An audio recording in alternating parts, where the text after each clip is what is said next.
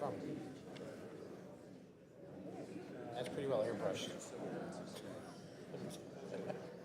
He literally looks 30 years younger than that. Texas.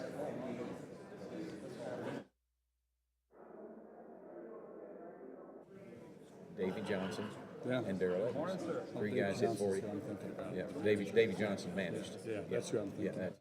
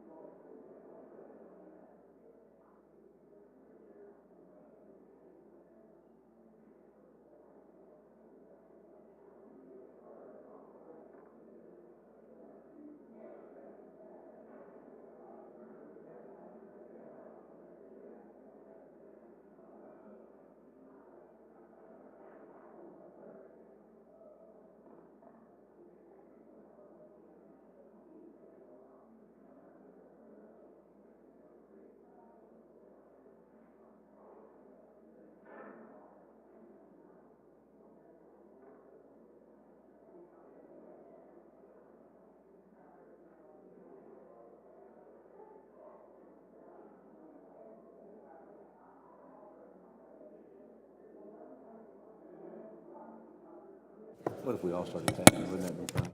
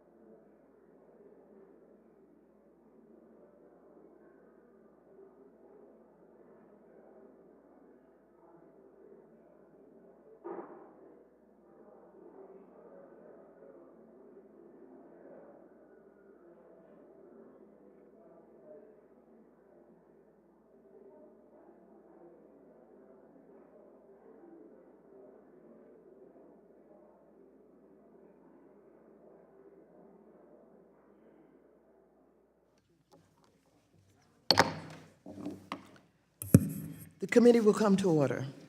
A quorum being present, without objection, the chair is authorized to declare a recess of the committee at any point. Pursuant to Committee Rule 3 and House Rule 11, the chair announces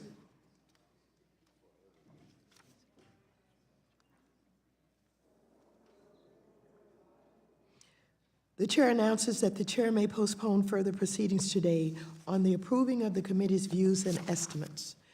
Without objection, all members will have 5 legislative days within which to revise and extend their remarks and to submit additional materials to the chair for inclusion in the record. The committee meets today pursuant to notice to consider the committee's views and estimates as required by Clause 4F of the Rules of the U.S. House of Representatives and Section 301D of the Congressional Budget Act of 1974. The chair notes that pursuant to the committee's rules, amendments that were filed 24 hours in advance of the markup will have priority consideration. I will now yield to myself 5 minutes on the committee's views and estimates for fiscal year 2020 budget. As I've said before, under my leadership, this committee will have a new agenda focused on fairness and policies to benefit consumers, investors, small businesses, and our economy. This committee will prioritize protecting consumers from harmful financial practices, ensuring that there are strong safeguards in place to prevent a financial crisis, expanding and supporting affordable housing, and tackling the homelessness crisis, encouraging responsible innovation in financial technology, promoting diversity and inclusion in the financial services sector, and making sure that hardworking Americans and small businesses have fair access to the financial system and opportunities to thrive. By contrast, this president has put forth an agenda that is not only harmful to consumers, investors, and small businesses, but also to our whole economy. The president's demand for a border wall resulted in the longest government shutdown in U.S. history, harming federal employees, contractors, small businesses, and the economy. The Congressional Budget Office estimates that the economy permanently lost $3 billion because of a wall that Mexico was supposed to pay for. Trump's tax scam, which piled $1.8 trillion to the national debt and provided huge giveaways to millionaires, billionaires, and large corporations, while leaving future generations to foot the bill. This committee is concerned that Trump's appointees across the government have undermined important protections put in place to protect workers, the environment, the healthcare system, and our committee, our consumers, and our economy. At the Consumer Financial Protection Bureau, Trump's appointees have worked to tear down the agency from the inside, preventing the agency from carrying out its mission of protecting consumers from harmful financial products and practices. With regards to the budget, the Trump administration has also consistently put forth budget proposals that make massive cuts to programs that protect the nation's most vulnerable families. This committee will fight to ensure robust funding for critical programs under our jurisdiction and the agencies that administer them. We will also advance legislation to address pressing issues such as homelessness and to reverse the administration's harmful actions to weaken the Consumer Financial Protection Bureau and diminish fair housing protections.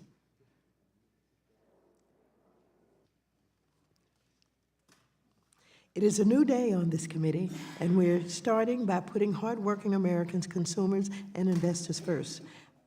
And with that, I now yield 5 minutes to the distinguished ranking member, Mr. McHenry, for his opening statement on the committee's views and estimates. I'll be brief. Thank you, Chairwoman Waters. And committee Republicans stand ready to work with you and the Democrat majority to advance policies that promote competition, free markets, and innovation. At the same time, we must promote policies that ensure our financial system is strong and the American people and consumers are protected. Unfortunately, I'm concerned that the policies reflected in the majority's views and estimates spend more, create more bureaucracy, and create more regulation, all of which will shrink our economy, hinder markets, and raise the cost of financial products and services, ultimately failing consumers and jeopardizing job creation.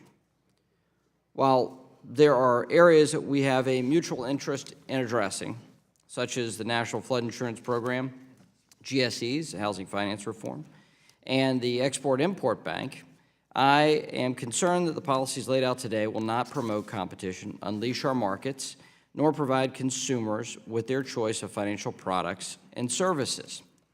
I'm hopeful that, let me say this. I am thankful that the views and estimates aren't legislation. This would be a titanic markup and a larger struggle if that were the case. But seeing as we have obvious different views on the budget and how to grow the economy, and how that pertains to our committee jurisdiction, how we ensure that we have safe and sound banks, but we have vibrant lending in the communities. I think that debate we should have in this committee, and we should be willing to have it, but find consensus where we can find consensus. And we have good examples in this committee jurisdiction, even in the midst of a divided Washington, to legislate. When Republicans in the House created a bill called the Jobs Act that was passed through the Senate and got to President Obama's desk, he signed it. He championed it. He had a signing ceremony in the Rose Garden. That's the type of legislating we can still have in a divided Washington if we're focused upon it. But today, we will have a debate about the majority's views versus the minority's views on the budget and how that pertains to our committee jurisdiction. I look forward to a vibrant conversation, but I'm also hopeful that we can have thoughtful bipartisan solutions to benefit the American people. Yield back. Thank you very much. The clerk will report the committee's views and estimates. Views and estimates of the Committee on Financial Services on matters to be set forth in the concurrent resolution on the budget for fiscal year 2020. Pursuant to applicable... Without objection, the first reading of the committee's views and estimates is dispensed with. Without objection, the committee's views and estimates are considered as read and open for amendment at any point. Is there a discussion of our amendments to the committee's views and estimates? Madam Chairwoman? The gentleman is recognized. Thank you, Madam Chairwoman. My amendment's at the desk. I'll note that it was reviewed by my colleagues on the other side of the aisle. We made a few small changes to accommodate their concerns. I look forward to moving forward with this amendment, hopefully in a nonpartisan way today. Madam Chairwoman, my amendment's simple. It reiterates the importance of small business to this economy. Small businesses have been heralded as innovators, as job creators, as the heart of our nation's economy. I believe this committee and Congress have an obligation to ensure that we continue to promote policies that allow small businesses to prosper, which includes ensuring that they have the capital to grow. It's worth reiterating that investors in our capital markets are responsible for roughly 80% of debt financing in the United States. However, the number of startups in this country, unfortunately, has approached a 40-year low in 2016, and the number of IPOs in the United States is half of what it was 20 years ago. This is a startling trend because the U.S. cannot sustain long-term economic growth and compete globally without a steady stream of entrepreneurs and small businesses in the pipeline. Moreover, companies create jobs after they go public. In 2012, the Kauffman Foundation study found that for the 2,766 companies that went through the IPO process between 1996 and 2010, employment cumulatively increased by 2.2 million jobs. Congress, together with the SEC, has worked to expand the menu of options that are available to small businesses to raise the capital needed through exempt offerings in recent years. In 2012, Congress helped American small businesses access needed capital by passing the Bipartisan Jobs Act, which President Obama signed into law. The Jobs Act consisted of 6 bills originating out of this committee that make it easier for small companies to access capital markets by lifting the burden of certain security regulations. Since its enactment in 2012, more than 250 biotech companies have used provisions in the Jobs Act to go public. Compare that to a mere 55 biotech companies in the 5 years leading up to the Jobs Act that went public. Last year, to build on the success of the first Jobs Act from 2012, members of this committee, many of whom are in this hearing room today, worked across the aisle to produce the Jobs and Investor Confidence Act. This legislation consisted of 32 bills aimed at small business capital formation and investor protections. And in a rare moment of bipartisanship, this legislation passed the House 406 to 4. Let me repeat that, 406 to 4. I urge the committee to work on getting the provisions of the Job and Investor Confidence Act across the finish line. I ask that all members support this amendment. I yield back the balance of my time. Thank you very much. The amendment was distributed a little bit late, and I think all of our members now have copies of that amendment. And so, without objection, the amendment will be considered as read, and I will yield to myself 5 minutes. I will strike the last word. I'd like to thank the gentleman for offering this language. I have moved with my colleagues on the other side of the aisle. I've worked, rather, with my colleagues on the other side of the aisle to pass the Jobs Act 1.0 and 2.0, and worked with the former chairman to pass the Jobs Act 3.0. I also would note that passage of XM reauthorization would also help small businesses. In addition, I hope that my colleagues would also support the reauthorization of the state Small Business Credit Initiative, which helped create or save 240,000 jobs and provided $10.7 billion in financing to small businesses, with only $1.2 billion in federal spending. There are many ways this committee can support small businesses and the workers of this country. With that, I'm prepared to accept the amendment, and I yield back the balance of my time.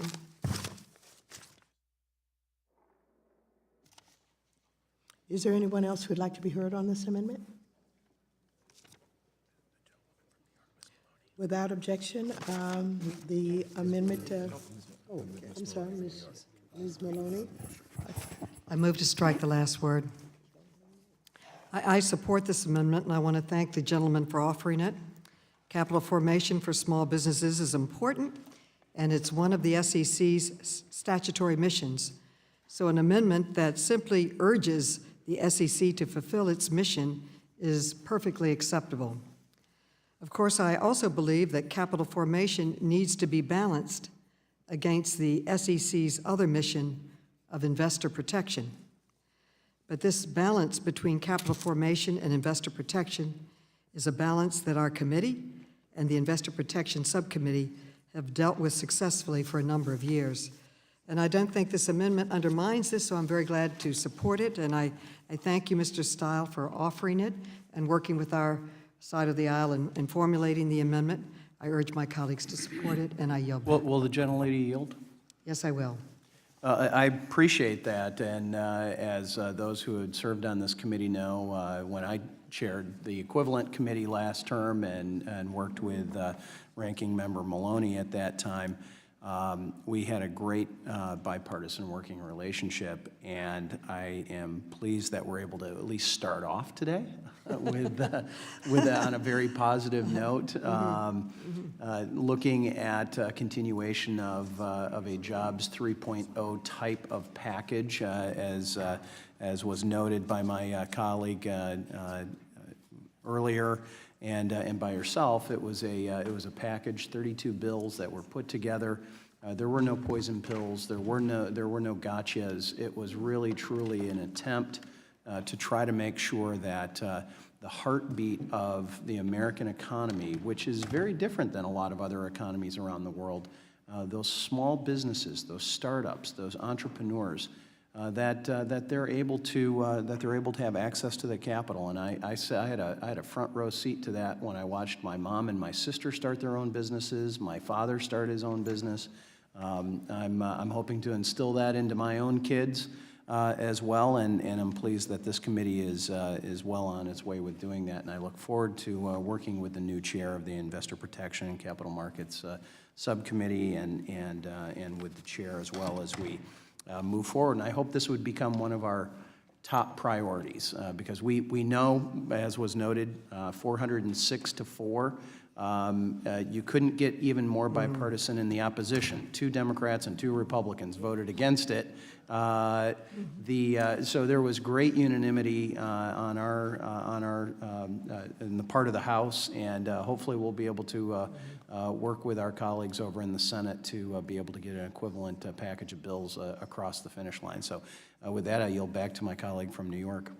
Reclaiming my time, I share my colleagues' sentiment on this. Capital formation, investor protection are the top priorities of the committee, which we have jointly worked on together, and I look forward to working with you in this Congress. I yield back.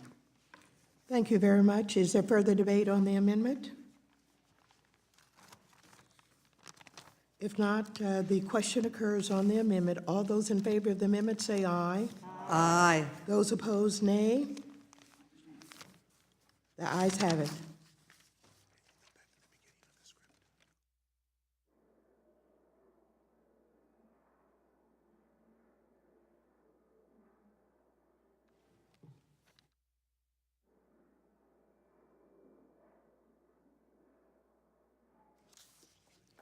Are there further discussion of our amendment or any amendments to the committee's views and estimates? Madam Chair.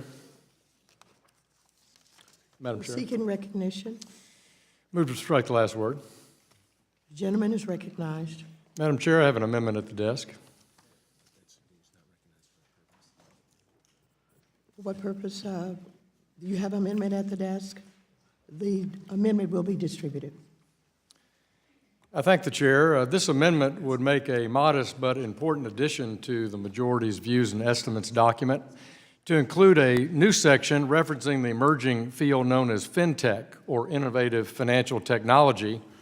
I'm very glad to have worked with the majority's efforts on my amendment and received their constructive changes to the proposal, because Fintech is important to our committee because the basic way consumers are interacting with the banking and financial system is fundamentally changing. More and more people are seeking out and using technology like online banking, mobile payments, electronic currencies to engage in commerce and manage their money. These Fintech developments are delivering benefits to both consumers in the form of reaching underserved consumers and reducing transaction costs, and to businesses through streamlined operations and access to lower-cost capital, and to the financial services providers themselves through innovative ways to meet all of their compliance obligations. But along with this great opportunity, Fintech innovation also presents challenges that must be considered within our current regulatory framework, and the sooner that we do this, the better off our country will be. The United States has traditionally been a global leader in innovation and competitiveness, but that might not always be the case unless we embrace innovation and streamline and modernize our financial services sector, our regulatory compliance related to it, for the Fintech opportunities that lie ahead. Thank you, Madam Chair, for consideration of this amendment, and I yield back. I yield to my ranking member. Mr. McHenry, would you like to comment on this? Would you like to comment? Well, I thank my friend for yielding. I think this is an important addition to the views and estimates. I think this is an area of bipartisan cooperation that Chairwoman Waters and I have sought over the long run. As she recounted with the first Jobs Act, I sought out as a co-sponsor of my legislation on crowdfunding. I sought 2 prominent Democrats that are in the mainstream of their party, Carolyn Maloney and Maxine Waters. If it were not for their support and help, we would not have been able to make law. We sought bipartisanship in the House, the tough compromises you have to have in order to deploy technology in new ways. But it's not an ideological debate. It's actually a debate of substance on how you use technology. So I am hopeful that this committee can focus a great deal on that, because I think this is an area of bipartisan cooperation. Mr. Hill has been a great leader in this and understands the regulated nature of institutions and how it's important to keep those long-lasting, important insurance of equity in society, those laws that make a major difference for people in place, while at the same time updating how we use technology to help capital formation and help small businesses and help families. And so I thank my colleague for yielding, and happy to yield back to Mr. Hill for the remainder of his time. I thank the ranking member for his leadership and partnership on this, and I yield back the balance of my time. Thank you. The gentleman from New York is recognized for 5 minutes. Thank you, Madam Chair. I want to thank the gentleman for his amendment. You know, Fintech is this new technology, and if you just go, especially, I look at my daughters today, they do a lot of their banking right on their iPhone. And so I also want to thank the gentleman for, that language was added to make sure that consumers are protected. And, that's something that's very important. The more consumers are protected so that we can make sure that we don't have anybody falling through the cracks. It's tremendously important. So I want to just say that I support the amendment, the majority amendment. I thank the gentleman for his amendment. Yield back. Does anyone else seek recognition?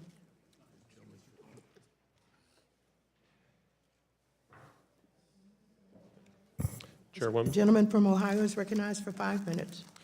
Thank you. So I'm excited to support this amendment today on financial technology. What feels like a bipartisan amendment, which is always fun. I believe that fintech is essential for building a strong 21st century economy and providing more financial security to our constituents. The promise of technology is incredible, and the fintech future will be ours if we empower our innovators with sensible regulatory frameworks and common sense policies. I'm excited to support what feels like a bipartisan amendment, and I yield back.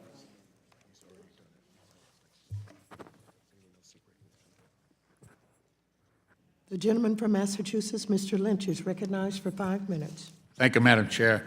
I rise as well in support of the gentleman's amendment, and I do appreciate the edits, the amendments that have been made by majority staff to broaden out the focus. I do want to just point out that the chairwoman was keen enough, I think, on this issue to make to establish a task force on fintech, and I hope that the bipartisan discussion and approach to this whole thing continues on that task force as well for the members and their staff. There are some important decisions to be made here. I think the gentleman from Arkansas has pointed out that there are both challenges and opportunities on fintech. One of the things that I'm hearing from some of the smaller community banks that don't have the resources necessary to build the platforms to attract, the millennials and those who are actually migrating from traditional banking to online banking. And so I think that's a gap that we might have to address in order to secure the the deposits for local community banks and make sure that our local communities banks remain strong. But it's a wonderful, wonderful opportunity. I think that this is a real watershed moment in banking and in financial services, with the opportunity, as the gentleman from New York has pointed out, it might be able to address the situation of the underbanked. This may be a way, to get at that problem. I know it's being accomplished in some other countries on the continent of Africa, where payment systems have been challenged, to say the least. But I think it does give us a wonderful opportunity in this committee and on the the FinTech Task Force to really address some of these problems. So I'm excited about it as well, and I'm greatly heartened by the bipartisan nature of the debate about this issue. So thank you, and I yield back the balance of my time. Thank you. Is there further debate on the amendment?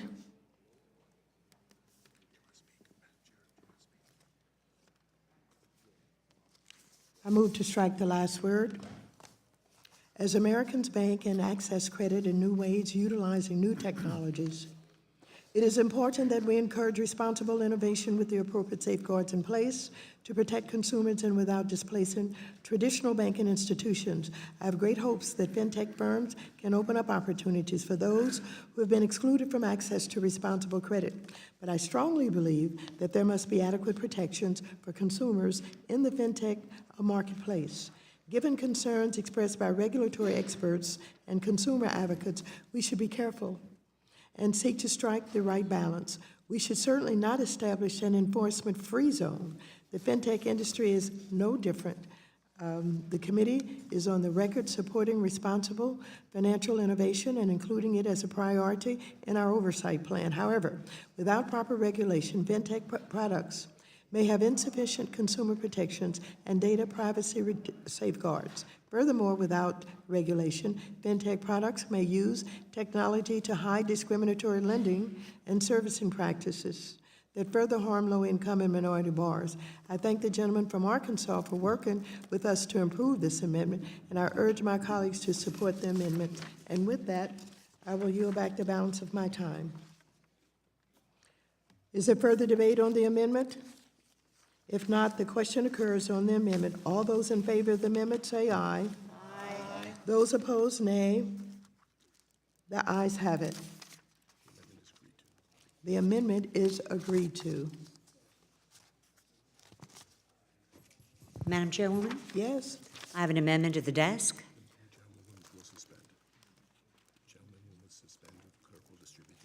If the gentlelady will suspend until after the amendment is distributed. Thank you, Madam Appreciate it. Chairwoman.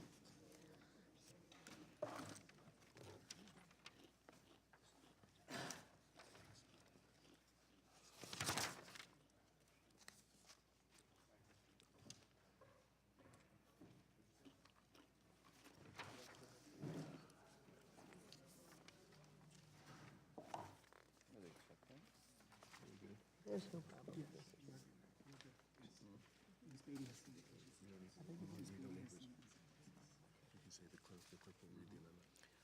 The clerk will read the amendment. Amendment number 6, offered by Mrs. Wagner, on page 6, line 24, strike. Without objection, the amendment will be considered as read. The gentlelady is recognized for 5 minutes. I move to strike the last word. Madam Chairwoman, my amendment is simple. It ensures that the OMWIs, Offices of Minority and Women Inclusion, are collecting and using data to formulate goals and objectives for their programs. As I mentioned in our organizational meeting in 2010, this committee created at that time the Offices of Minority and Women Inclusion, or OMWIs, in the Dodd-Frank Act.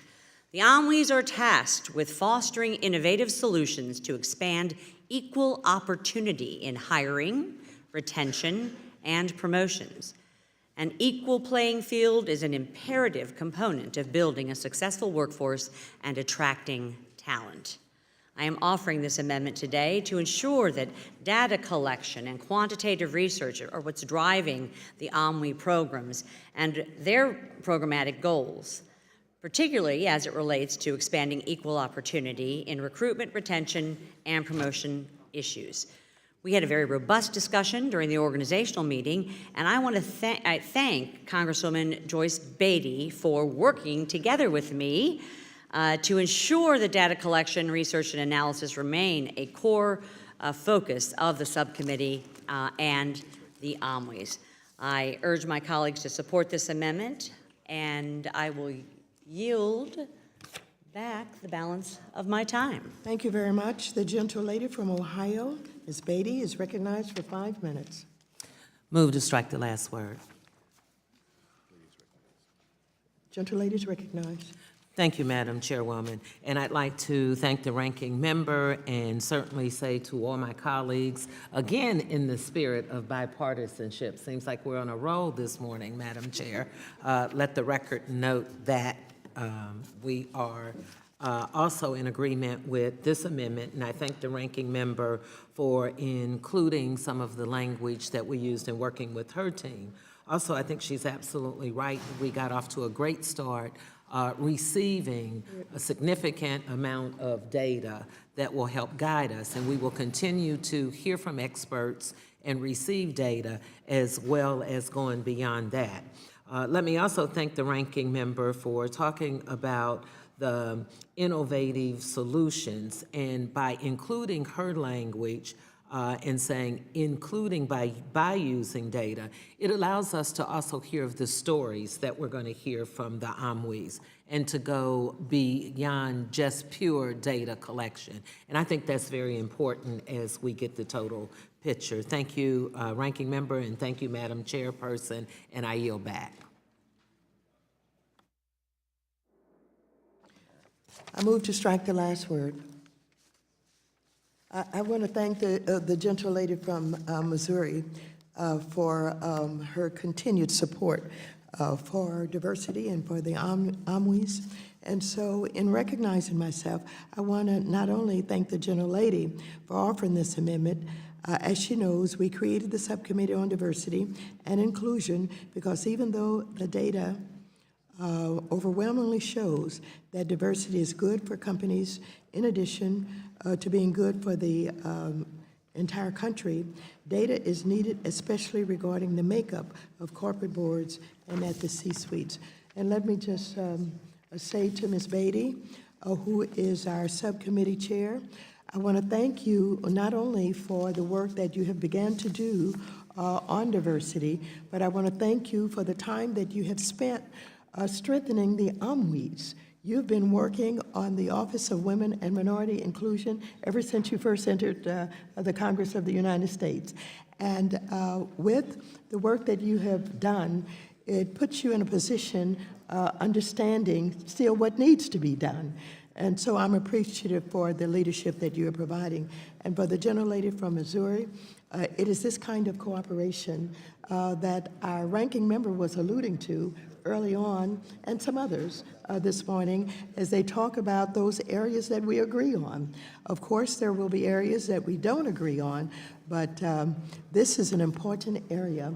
And of course, with the work that we are collectively going to do on the whole subject of diversity, not only will we improve the ability for corporations in this country to increase their talent pool, and it really does help to decide the bottom line.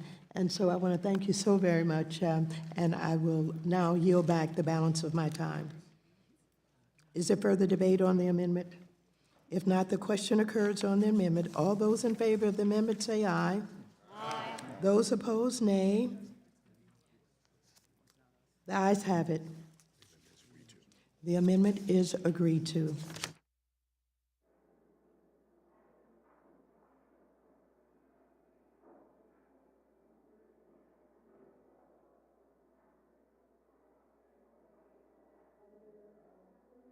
Additional discussion of amendments to the committee's views and estimates? I have an amendment at the desk. The gentleman will suspend till the amendment is distributed, rather.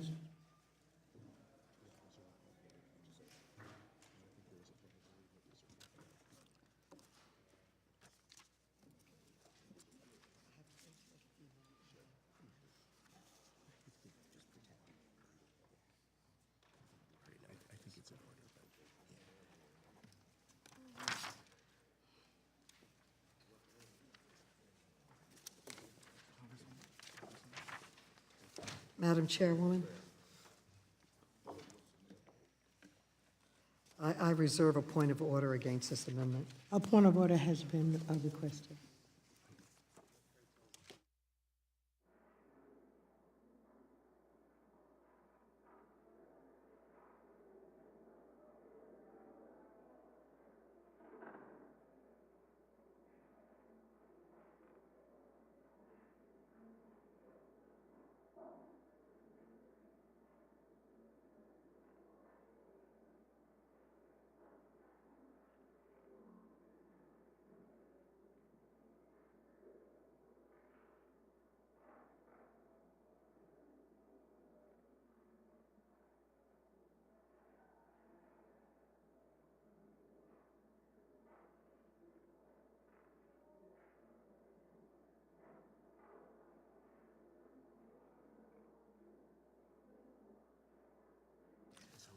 Thank you. We've had an opportunity to review the amendment. The clerk will read the amendment. Amendment number 3 offered by Mr. Duffy, page 2, line 13, strike to ensure that every family has access to safe, decent, and affordable housing, and insert to provide all people with affordable, safe, and adequate housing that has been newly built or retroactively upgraded to achieve maximum energy efficiency, water efficiency. Without objection, the amendment will be considered as read. Mr. Duffy is recognized for 5 minutes. Thank you, Madam Chair. There has been great discussion about the Green New Deal, and there's been a divide in this Congress about who supports it and who doesn't. I would note that many of the Democrat presidential candidates have come out in support of the Green New Deal. This is the portion of that proposal that has to do with housing, which falls in the jurisdiction of this committee. And I was a little bit surprised that the language from the Green New Deal wasn't included in the views and estimates, and I think it should have been if that's the position of my good friends across the aisle. I would note that I'm offering the amendment because I don't know if it was, forgotten to be included or not, but I think this is something that should be debated, discussed, and I'm going to vote against it because I wholeheartedly disagree with the concept that we can retroactively upgrade all the housing in America in a way that makes it not only clean, renewable with 0 emissions, and do that in a fashion that makes housing affordable. What the Green New Deal will do to housing in America will absolutely skyrocket the costs for the poorest among us to afford a house. If you're going to spend, and these are rough estimates, but for public housing, you're going to look in the trillions of dollars to upgrade that stock with whether you're going to put windmills on the top of buildings or you're putting solar panels on buildings, you're going to put in new windows, new insulation. I believe that as we had a hearing, it was last week or 2 weeks ago on homelessness, we are going to price families out of the ability to get a roof over their head. Number one. Number two, one of the issues that we have in America is young people with a debt load that makes it more challenging for them to purchase a home. And so it's not only the debt load, but on average, the home builders have indicated that it's 25 to 30% of the cost already of a new home is from code compliance and regulation compliance. And my friends across the aisle will know I agree with good codes and good regulation, especially as we talk about flood zones, floodplains, and areas where natural disasters take place. Having smart codes in place are important. But 25 to 30% of the cost of the home is in code compliance, and I think a good portion of that per outside analysis is duplicative and unnecessary.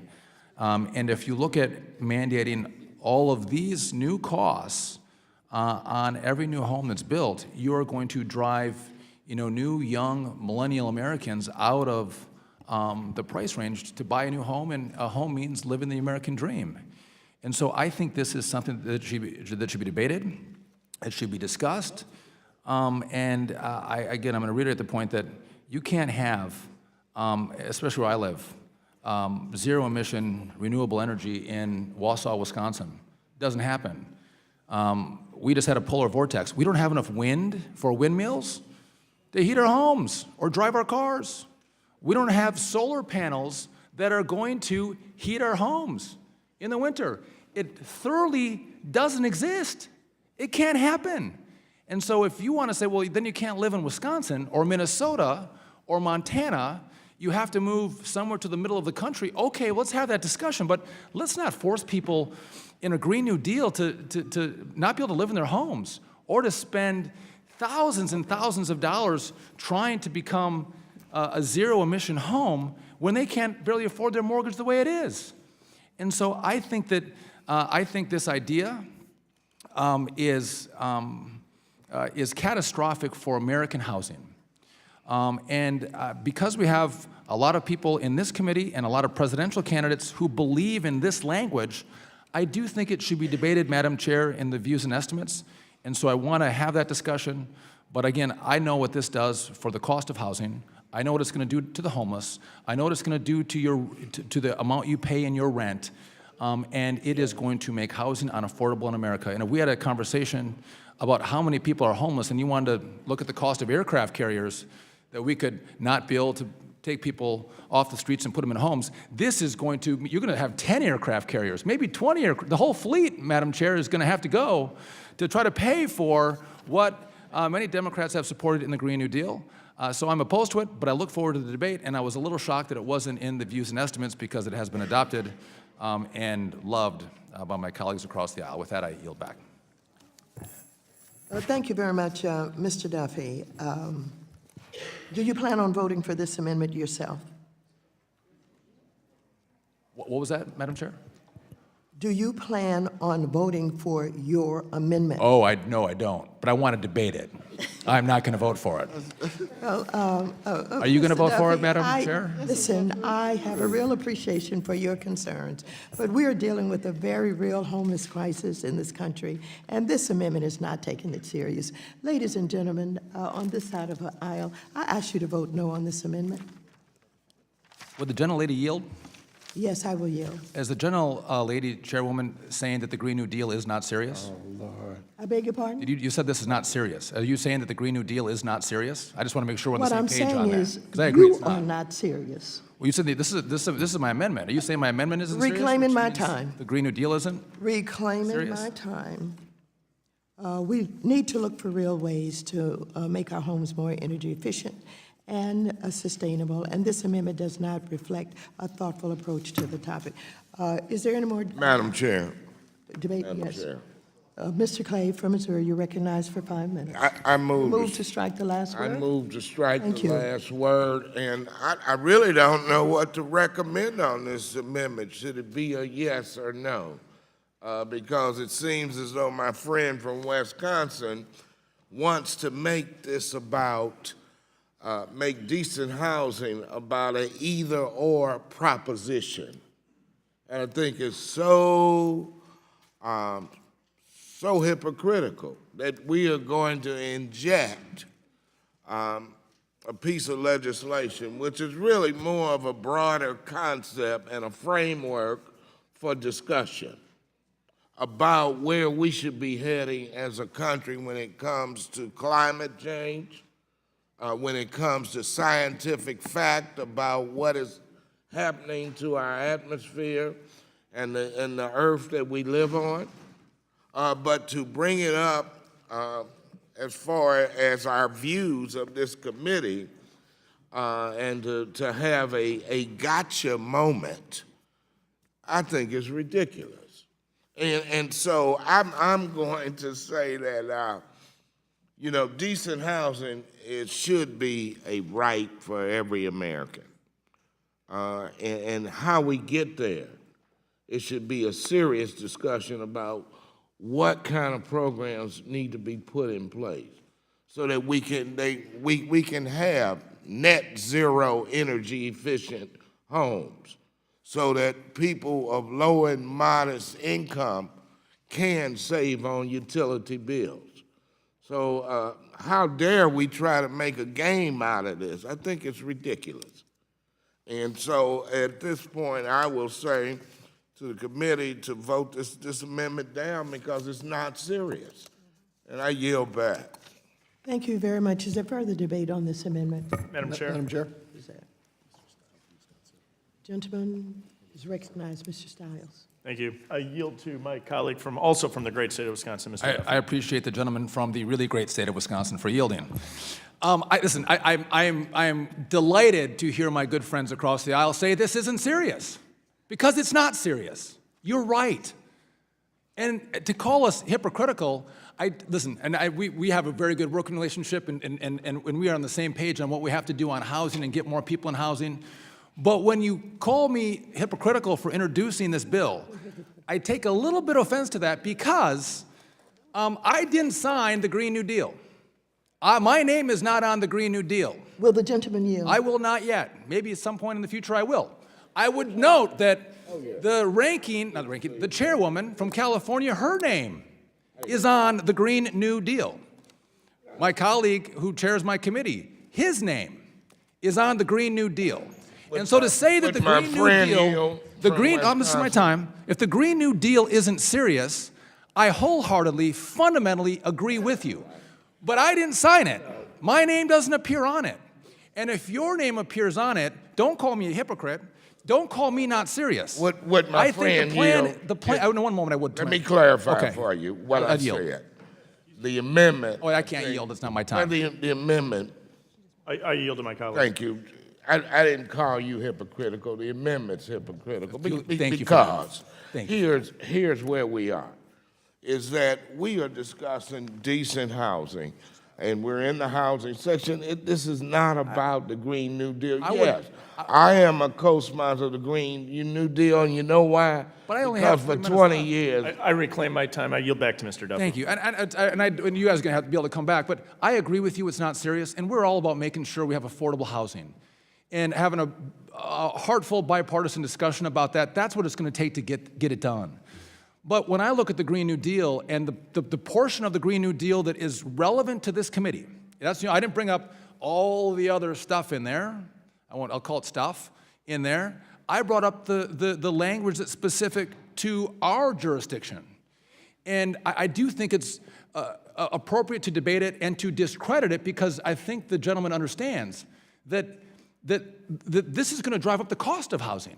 We're not going to put more people in a home. We're going to kick more people out of a home. And in Wisconsin, you can't live, whether I'm in the northern part, Mr. Stiles in the southern part, it doesn't matter. We can't heat our homes. We can't heat our homes with this bill.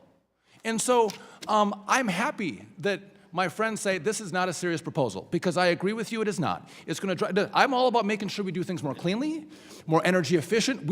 I share that same push for you, but to refit all of our homes where you can have zero emissions on any home in America, and you want to refit our whole housing stock that people rent and think that's not going to drive up the cost of housing, we're working to drive down the cost of housing, to make housing more affordable for people.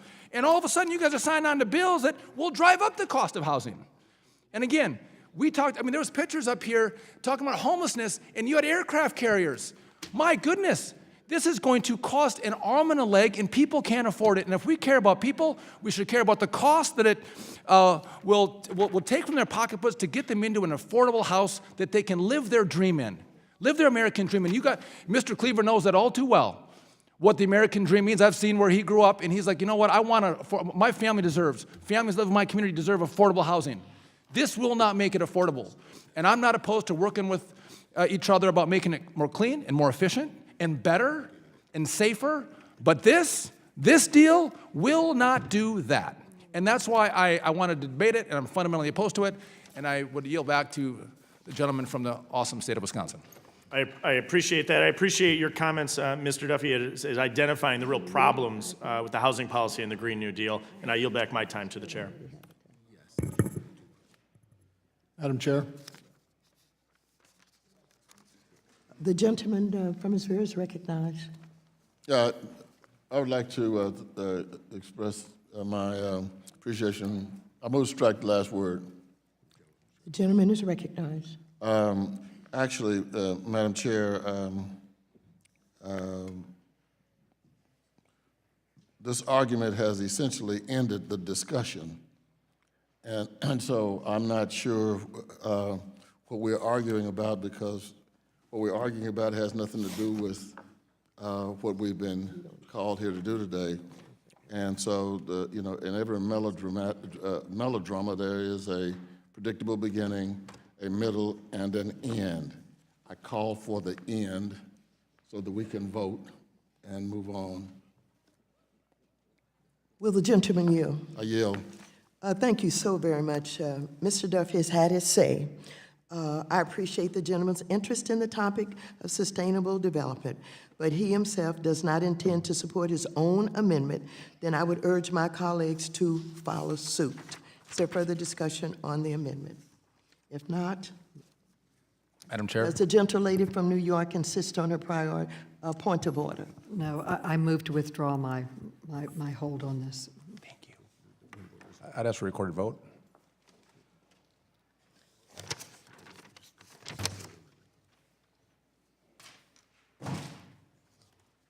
The question occurs on the amendment. The gentleman is requesting a recorded vote. Yes, A recorded vote has been requested. All in favor of recorded vote shall raise their hand and be counted. Was there a sufficient second on the bill? Yes. Pursuant to Section 5, Rule 3 of the committee rules, the vote on this question is postponed. We will go back to request if there's further discussion of the amendments to the committee's views and estimates. Does anyone wish to be recognized? Madam Chairwoman, I have an amendment at the desk. The gentleman, Mr. Budd, is recognized. Madam Chairwoman, The gentleman will suspend until we have time to review it.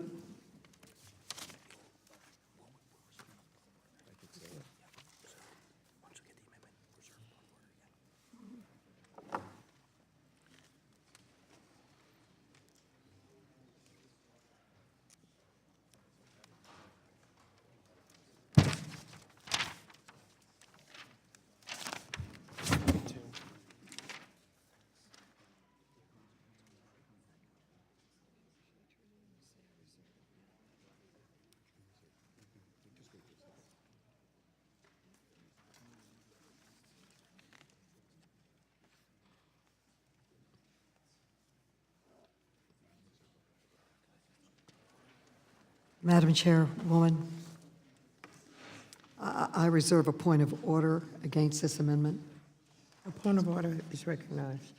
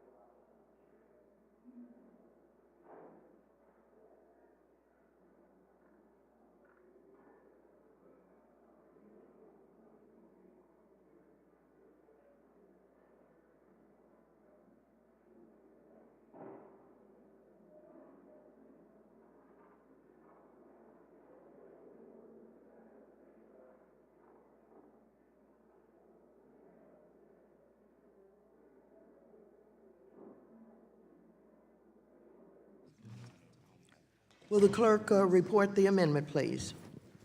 Amendment number 4, offered by Mr. Budd, page 1, strike line 14 and all that follows through page 2, line 2, and insert.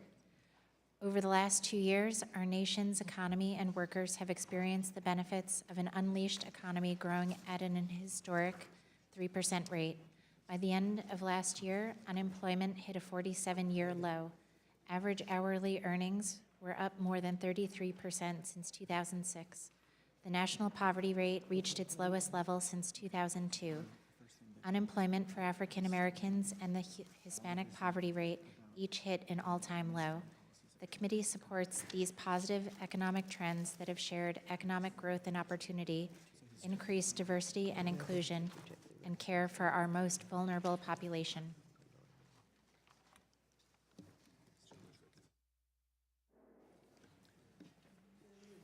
The gentleman is recognized for 5 minutes on his amendment. thank you, Madam Chair. My amendment is a simple one. It strikes the second paragraph of the first page, ensuring that the most recent economic data for 2018 is reflected in the views and estimates document that we're marking up today. So the statistics that are referred to in my amendment really speak for themselves. I'll elaborate just a bit. Over the last 2 years, our gross domestic product has expanded every quarter, closing 2018 at 3.1%. Unemployment rate has reached a 47-year low in November 2018 at 3.7%. The unemployment rate for African Americans for the entire year fell to 6.5%, the lowest rate ever recorded by the Bureau of Labor Statistics. Average hourly earnings were up more than 33% since 2006, and workers' year-over-year earnings increased to levels not even seen since 2009. Finally, the national poverty rate reached its lowest level since 2002. According to the Washington Post, 2018, and I quote this, 2018 was the best year for job creation since 2015, end quote. I agree with that. Madam Chairwoman, it's only through policies that promote competition, unleash the markets, and facilitate innovation that we will continue to see an economy like the one that I just described. So I urge my colleagues to support this amendment, and I yield back the balance of my time. I move to strike the last word. I thank the gentleman for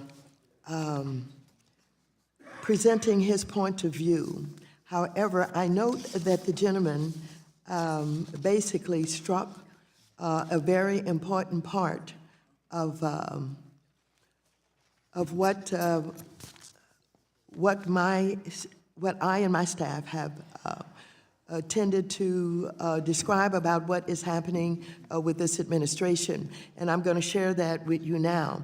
The American public has rejected the reckless and misguided policies championed by President Trump that have led to significant harm for lower and middle income Americans, and especially the most vulnerable. For example, the tax legislation passed last Congress added $1.8 trillion to the national debt and handed the wealthy corporations a windfall while leaving hardworking taxpayers and future generations to pick up the tab. In addition, using a rarely used law, the Congressional Review Act, President Trump repealed 15 important safeguards that were put in place by the previous administration, including a rule that preserved the constitutional rights of Americans who have been harmed by financial institutions to join together and have their day in court, and another that combated corporate corruption by requiring all companies to disclose their payments to foreign countries. More recently, President Trump presided over the longest government shutdown in U.S. history, and in the process harmed consumers, federal employees, contractors, small business, and the economy. So I would suggest that the gentleman's amendment does not tell the full picture. As a matter of fact, it's only a partial picture, and it has disregarded our view on what has happened in this economy. And so with that, I would ask for a no vote on this amendment. Is there any other discussion on the amendment? Move to strike the last word. The gentleman from Minnesota is recognized. Thank you, Madam Chair. I want to commend Representative Budd for a very thoughtful amendment that is, and for the idea that the views and estimates, this rather disingenuous paragraph from lines 14 through 25 should be replaced with facts. The statistics that our chair just provided are not supported by the Bureau of Labor. They're not accurate. In fact, and they are facts, it's not a point of view. Last year, the economy grew at a rate of 3.1%, the fastest pace for any year since 2005. Just 4 years ago, 2 years ago, I guess it was, a little bit more than 2 years ago, December of 2015-16, we were creeping along at under 2% annual growth. We're over 3%. And adding jobs at an incredible pace. Private domestic investment was up 36% in real GDP last year. Investment in intellectual property products is up 10.8%. This is the fastest pace since 1999. Public optimism, that is the optimism outside of this place, in the economy has hit a 16-year high under President Trump. Record optimism over the past 9 quarters. In fact, 92% of manufacturers are positive about their own firm. This rate was at less than 70% during the last 2 years of the Obama administration. And the idea that the Jobs and Tax Cut Act was for the wealthy is simply not reflected in what's happening in the economy. The economy's growing, jobs are growing, the money that people have in their pockets is growing, and their optimism is reflective of all of that. So I commend Representative Budd for his thoughtful amendment and for trying to make sure that the views and estimates of this committee actually reflect the facts in the economy. And with that, I would yield to my colleague, Mr. Budd. Thank the gentleman, Mr. Emmer. When I offer this amendment, Madam Chair, I think of specific faces and businesses, small businesses back home in the 13th District of North Carolina, minority-owned trucking companies, women-owned furniture businesses, a lot of what we have in our area from Greensboro down to Mooresville, representing 5 counties. And I think of people coming up one after another saying, this is even before the Tax Cuts and Jobs Act was passed and before the details were even known. And they said, the economy's already growing. We think you're going to do more, but the economy's already growing because you're helping deregulate. So when I look at the lines in here, in this, what I'm having struck here in my amendment, I just completely disagree. The deregulatory efforts that we've done is what's helped drive the economy and what's grown us at times up to 4%, averaging 3.1%.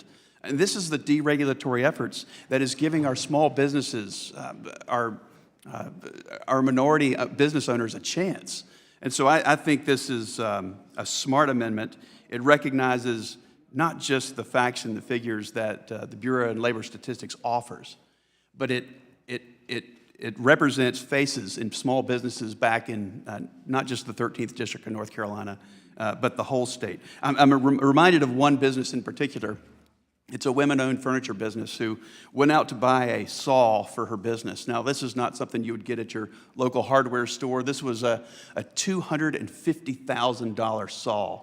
And when we passed the Tax Cuts and Jobs Act, she says, I'm not going to buy that saw. I'm going to buy 4 of them. I'm going to buy 4 saws totaling $1 million. And she's going to go out and hire more people. It's the deregulatory effort that we've passed. It is the Tax Cuts and Jobs Act that we passed at the end of 2017 that has really contributed to the growth of this economy, and I believe my amendment reflects that, and I yield back the balance of my time. Actually, it's mine, and before I finish, I want to thank you again, Representative Budd, for your thoughtful amendment that actually reflects what's happening in the economy currently, and I would urge everyone on the committee to support this amendment. Thank you. Is there further discussion on this amendment? Mr. Cleaver, the gentleman from Missouri is recognized for 5 minutes. Thank you, Madam Chair. There are a lot of questions, sir. I'm glad that you gave us a chance to do this. Unfortunately, this is doing something that it just makes my skin crawl.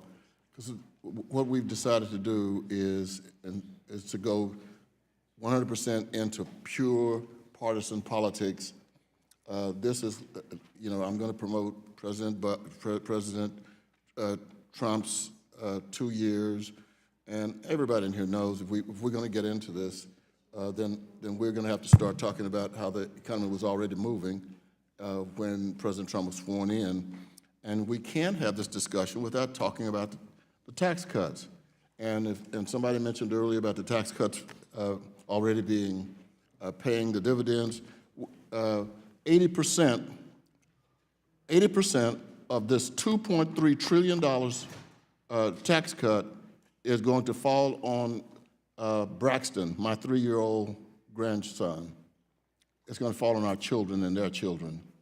And if you want to go get involved in a debate on a partisan deal, just where we just sit back and throw partisan bombs, we can do it. And I got a sack over here. But I think, if we want to try to get something done, why don't we, this is number one, we don't know when if you got Bureau of Labor Statistics, we don't know when they were revised. Is it up to date? You're giving statistics on minorities. Where did that come from? Are they up to date? And what is the purpose of it, other than let's be partisan and fight each other, and it might be on TV and some people will think we're good and our side will feel better, and at the end of the day, nothing happens for the people. How in the world, one of the things I try to do, does this help the children? When I do something, is it going to help the children? Who does this help? I mean, who does this help? I yield to the sponsor of the amendment. Who does this help? I appreciate you asking that, my friend and gentleman from Missouri.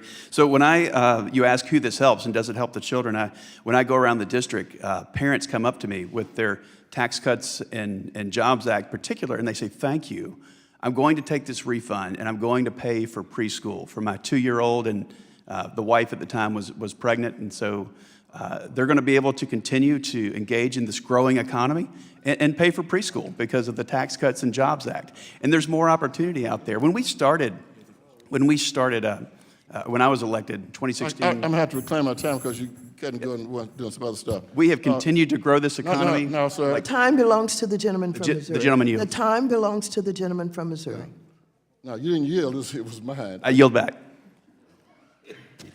Okay, all right. When were you elected? 2016, sworn in January 3rd, 2017. Mm-hmm. I'm just kind of confused. I mean, all those people stopping you. I want to go there because that's partisan. I'm going to suppress what I was getting ready to say. I yield now to the gentleman from Colorado. So I just want to talk about the facts a little bit. I wish Mr. Emmer were still here. Mr. Budd's a friend of mine. But the facts are, under Bill Clinton, we had a surplus, okay? Under George Bush, 2 tax cuts, 2 wars, and a crash on Wall Street. Those same people were out of work. We went from 4 or 5% unemployment earlier in George Bush to 10%. Millions of people laid off. Businesses crushed across the nation. Under Barack Obama, on average, it was 200,000 new jobs every month. And we took a stock market that had fallen from 13,000 to 6,500 to 18,000, 3 times, 300% increase. And so it was a basis where we weren't profligate like we were under Republican policies in the early 2000s. And now we're going back to the same thing with this big tax cut that it, may give us a flush for a second. But I'll tell you, at my town halls and things, people are coming up and say, where is my refund? I expected a refund. I'm not getting it. So these kinds of policies that you guys are talking about are going to get us in trouble again. And you got to look at the big picture. The last 2 years, yes, been nice. But we got to keep it going. And at this rate, under this president, it's not. The gentleman's time has expired. The gentleman from Missouri, Mr. Lukamara, is recognized. Thank you, Madam Chair. Interesting discussion. Basically what we're trying to do in Mr. Budd's amendment here is to change some of the partisanship that's in this document, which my good friend from Missouri is talking about here. When you say the American public has rejected the reckless and misguided policies, that is absolutely false, because the latest economic survey that came out, in fact, yesterday over the weekend, shows that 56% of the American people now like what's going on. They like the economic policies of this president. He's got 56% approval rating for his latest economic numbers. That tells you that this statement is wrong and needs to be fixed. Just as we go down some of the different items that have been talked about here, Mr. Budd is trying to talk about creating jobs and the greatness of our economy right now. Prior to this, the end of the previous administration, the comment was always, where are the jobs? Where are the jobs? Now the comment is, where are the workers? Where are the workers? We have more job opportunities in this country than we have workers to fulfill them. Where are they? The last indication of a great economy over the last couple of years has been wage growth.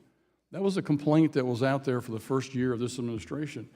In 2018, wage growth is 3.2%, almost a record. We are going in the right direction.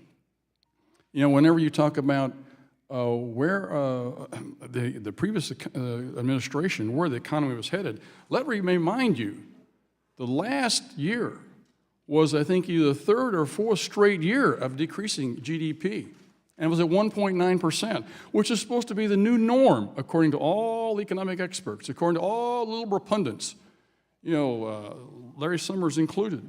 Never get above 2.9% again, and guess what?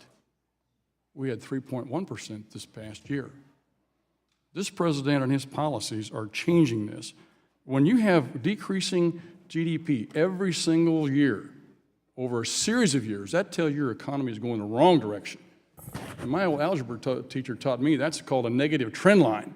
That means you're going in the wrong direction. And since this president's been in office, practically every single month. Would the gentleman yield? Not yet. I've got a lot to say here, and I've got a limited amount of time. Thank you, though. We have things going in the right direction. Last month, in January, 304,000 jobs created. That just knocks the socks off everything. In a month when you would anticipate them to go down because of the part-time workers that are hired in November and December, those jobs became permanent. That's a good thing. I want to talk a little bit about Mr. Pullmaner's comment about where's the refund. As you all know, as everybody in this room knows, and everybody watching on TV this morning knows, your refund is directly tied to the amount of money that you withhold. If your employer withholds more, you get more of a refund. If he withholds less, you get less of a refund. So when people say they've got less refund, they haven't talked to their employer about changing the way that they're doing their withholding. This is not about what the tax cut's about. Because I, too, have had people come up to me and talk to me about how great this tax cut has been for them on a personal basis. I've had the mother come up and say, you know what, now I can afford to have swimming lessons for my kids. I've had an employer come and say, you know what, I've been waiting for this because now I can take the money that I'm allowed to keep and reinvest it in my business, and I'm going to go hire some more people. This was a female-owned glass business. Had 16 employees. He said, I'm going to go hire some more people, probably about 4 more. Because I want to expand my business. And that enables them to do this. I've talked to the farmers in my district who are able to go out and buy a new piece of equipment, like a new combine, a new tractor, and expense that thing right up front. It enables them to position themselves down the road to be able to better manage their business, which is their farm. These are things that have been happening. And whenever you, in the last paragraph here, talk about the CFPB, and all the great things that the previous director was doing and what Mr. Budd is doing here, we have seen with the last interim director and now with the new director, going back to an adherence of the law. The law that said and created the CFPB. They have gone back to what it actually means, what it's actually trying to do, and try to adhere to those principles. And that is what we're all talking about. So whenever you start talking about other things here, when it went way beyond the law, this is what needs to be stopped, and I applaud the gentleman for his... Gentleman's time has expired. Thank you. I now recognize the gentleman from Colorado, Mr. Perlmutter, for 5 minutes. Thank you, Madam Chair. And so, to my friend, you know, you may think, I'd say to the gentleman from Missouri, that things are going in the right direction, but about 70% of Americans don't. And they don't because they understand the policies that the Trump administration is implementing, that are policies that the Republican Party has pushed, result in the same thing that happened in 2008, when millions of people lost their jobs, when small businesses from every corner of this state filed bankruptcy for the losses that occurred, the trillions of dollars, you know, numbers that are unimaginable to any one of us, that were lost in the stock market, in real estate, in jobs. And so, if the gentleman, Mr. Budd, really wanted to have the facts, and Mr. Emmer wanted to have the facts, those things would be part of that amendment. That amendment is shockingly absent of real facts. you know, the 200,000 jobs every single month for years on end under President Obama. The increase in the economy from the depths of a recession unlike anything we'd had since the Depression. And my friend, Mr. Luke DeMeyer, we all worked through that. And the good news is, right now, good employment in Colorado. I don't know what it is in Missouri, but we're already seeing things starting to top out. Because this big tax cut, and I can tell you, people think that they did withhold enough. And in fact, they're not getting refunds, they're paying. That tax cut was on the back of the average American for the wealthiest people in the country. And it will hurt us in the long run. So I would just say that the amendment of Mr. Budd, I appreciate him wanting to, you know, say that everything is rosy.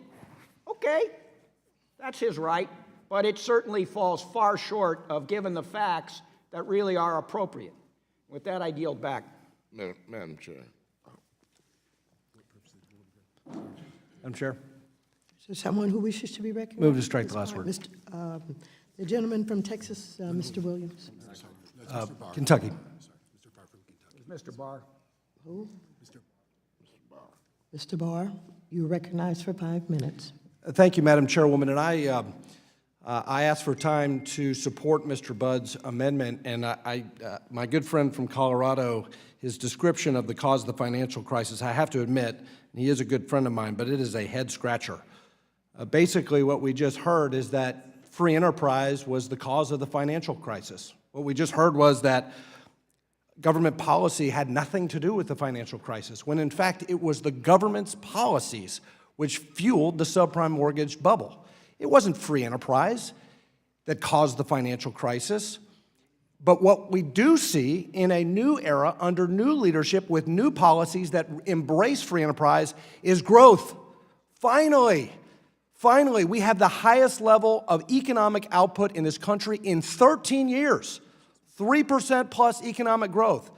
We were at 1.9%. We were slow growth for 8 years, when normally after a recession you have a spike in growth in a recovery. We didn't. We saw stagnation for 8 years because we had high taxes, more government bureaucracy, more central planning, more control from Washington, less control for the American people. But what we see over the last 2 years is a dramatic shift in policy, where we're re-empowering the American people, where we're giving freedom and control over people's lives back to the American people instead of empowering Washington bureaucrats. And what are the results in the shift of policy that Mr. Budd is talking about? The highest level of business optimism in 35 years. Consumer confidence at a 2-decade high. Unemployment on track to fall at a rate not seen since the late 1960s. In my home state of Kentucky, we had the lowest rate ever recorded of unemployment in the 42 years since the Bureau of Labor Statistics began providing that data. The labor participation rate for people in their prime working years is at the highest level in a decade. The economy has added 2 million jobs since the tax cuts were enacted.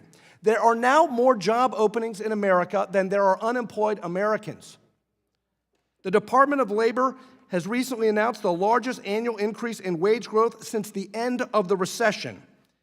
And following a blockbuster quarter of growth in the second quarter of this past year at over 4%, we finished this last year at over 3% economic growth. Why? Why do we see a change?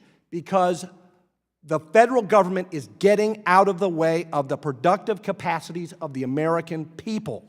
And we do not want to reverse that. We want to continue the opportunity for every American to achieve their God-given potential. And the last thing we need is more government, higher taxes, central planning, a Green New Deal, and a government takeover of health care, which will destroy the American dream. I yield back. Who seeks recognition, please? Ms. Adams? Thank you, Madam Chair. I move to strike the last word. You're recognized for 5 minutes. Thank you, Madam Chair. You know, it's really important for us to be clear that we have winners and significant losers under this reckless economic policies that we've seen from the Trump administration. Tax cuts went into wealthy people's pockets and into share buybacks, but not to increase wages for their employees. And people didn't get the big raises that they were supposed to. There was no trickle-down effect. Now, I don't know who some of my colleagues have been talking to, but I talk to people in my district in North Carolina each and every day, and they didn't see any benefits. But maybe wealthy folks on Wall Street are doing well, but there are many folks on Main Street who are still struggling, who've not seen any benefits from the 2017 tax cuts. We can't continue to point to unemployment numbers because there's still millions of people who've given up. And yes, people are working, but they're working for minimum wages, below minimum wages. Working hard is not enough if you don't make enough.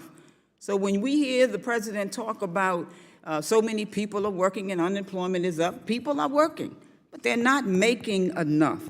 There are many people who are not making a living wage. That issue is being debated in another committee right now. But we've got to be honest about who's been impacted by these policies. Certainly the people on Main Street have not been impacted in the way that my colleagues are talking about. And I yield back, Madam Chair.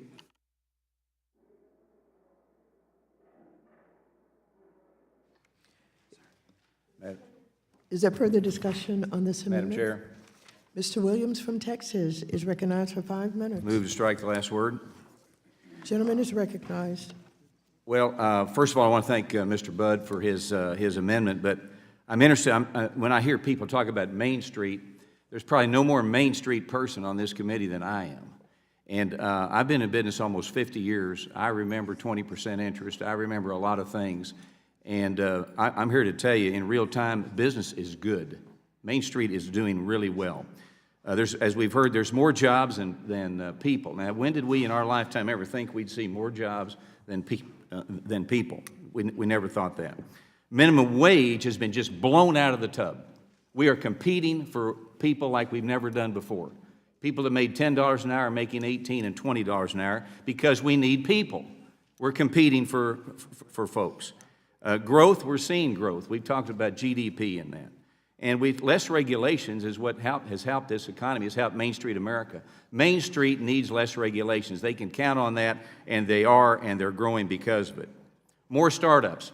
When before in the Obama administration could you take risk and start a small business? You couldn't do it. Now we see more startups than we've seen in many, many years, and when we have more startups, it means more businesses, it means more people going to work, more people realizing the American dream. Risk versus reward, something America was built on. We didn't hear for that for a long time, but now you can take risk with the idea that you can get reward. More people hired when that happens. We talked about children.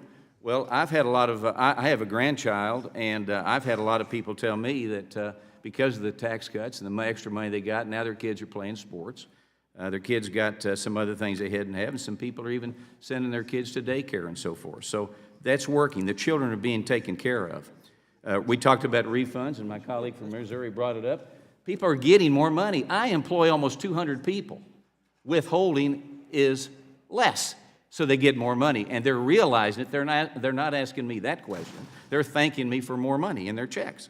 It's because of the tax cuts. So the bottom line is tax cuts and 100% expensing have really worked and helped this economy. One of my colleagues on the other side talked about things are topping out. Well, if they're topping out, it's because they're scared of regulations, they're scared of socialism, and they're scared of 90% tax.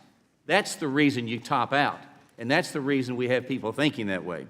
So I want to thank my colleague from North Carolina for his amendment. Will the gentleman yield? Yes, I will. Well, I thank my colleague from Texas, and he is a job creator. Thank you for yielding. And now, this was stated by my Democrat colleagues that this was a partisan amendment. I think what's striking about this amendment is that it lacks partisanship. There's no touting of one person or one party that did these things in this, but we know the policies have worked over the last 2 years and have unleashed the economy, and that is a good thing. So let's just step back. And I think we can say, in a nonpartisan way, that the economy is good. We heard from Chairman Powell last week to that very end. The major pressing point in our economy right now is workforce development so that we can get people off of the social safety net if they're physically capable and back into the workforce. We heard from Jay Powell from the Federal Reserve last week that the economy is good. It's amazing this debate has gotten so sidetracked with a partisan lens when Mr. Budd has offered a very simple amendment to say that things are good economically.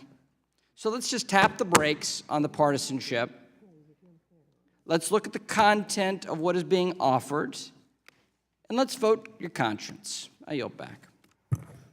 Madam Chair. Who seeks recognition? Madam Chair, I move to strike the last word. Gentleman is recognized for 5 minutes. Yeah, I would just like to make clear to my colleague from North Carolina, you know, I see the effort you put behind this amendment and would hope that you would also join us in the future when we try to close the wealth gap between families of color and the rest of America. And we have to do that in a constructive way, in a Would the way gentleman yield? that's fair. No, Absolutely. I will not yield. I will absolutely work with you on that. Did the gentleman yield? I yield to the chairwoman. The gentleman yields to me, and let me just enter into this debate by absolutely reflecting on what is happening according to and with the unemployment rates and temporary gains that you cited in this amendment. They do not match overall mismatches in how unemployment affects minority communities. For example, the Bureau of Labor and Statistics data for 2018 shows that African Americans in almost all age groups have higher unemployment rates compared to other races.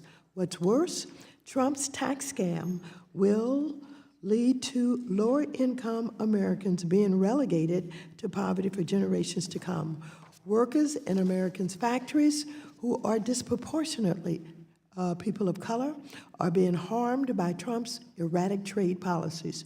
Farmers don't know if there will be markets for their produce this spring, and every consumer has been harmed because they can no longer join together to sue a bad actor in court.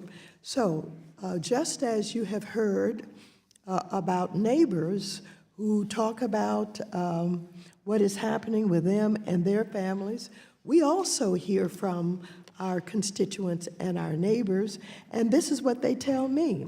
Ms. Waters, that tax bill that was passed was supposed to lead to higher wages. It was supposed to lead to good bonuses. We got a one-time bonus of a little amount, and we haven't heard any more from our employer. Not only did we not get higher wages, we are absolutely concerned about the fact that our employer has not invested any more money in the corporation. There's been no real job expansion where I am, and in addition to that, we believe that if the tax advantages that major corporations have gotten, in particular, they say where I work, that they would have invested in more inventory and more materials and created more jobs. That has not happened. And I want you to know that these trade policies that are being talked about have a lot of people concerned. I'm from California. Our farmers who export nuts and wine and soybeans are worried about these erratic tax policies of the President of the United States. And the latest information that I had available to me about the future of the economy shows that this will not continue. that we will be going in a different direction if, in fact, the policies of this administration continue. And so I oppose this amendment. It is not thorough in describing what is happening in this economy. It simply basically congratulates this administration on what they consider to be an extraordinary job. And if this administration is interested in expanding the employment, they will invest in job training. They will invest in conversion and helping people to get connected to the new and high technology. We see no instances where this administration is interested in helping to meet whatever they claim are the needs of the job market with investment in employment and training. And so, as it was said by one of the other members of this committee, it's one thing to talk about the economy and how it has performed for most people, but it is not good enough to simply talk about how it has performed for some people. And with that, not only do I yield back the balance of my time, I will ask if there is any more discussion on this amendment. Mr. Posey is recognized for 5 minutes. Thank you, Madam Chair. When we have more jobs than we have people looking for jobs, it accomplishes the very goal that so many on the other side say that they want. It increases the economic value of men and women who are working. We have also, when we look at statistics, an unprecedented number in the past year of people quitting their jobs. And that's a good thing because the evidence shows that they're quitting jobs that paid less to take jobs that pay more.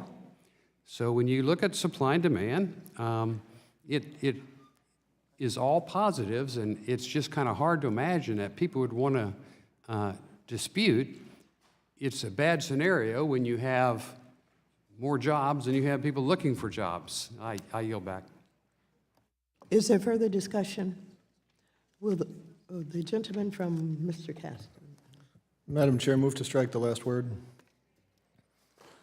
The gentleman is recognized for 5 minutes.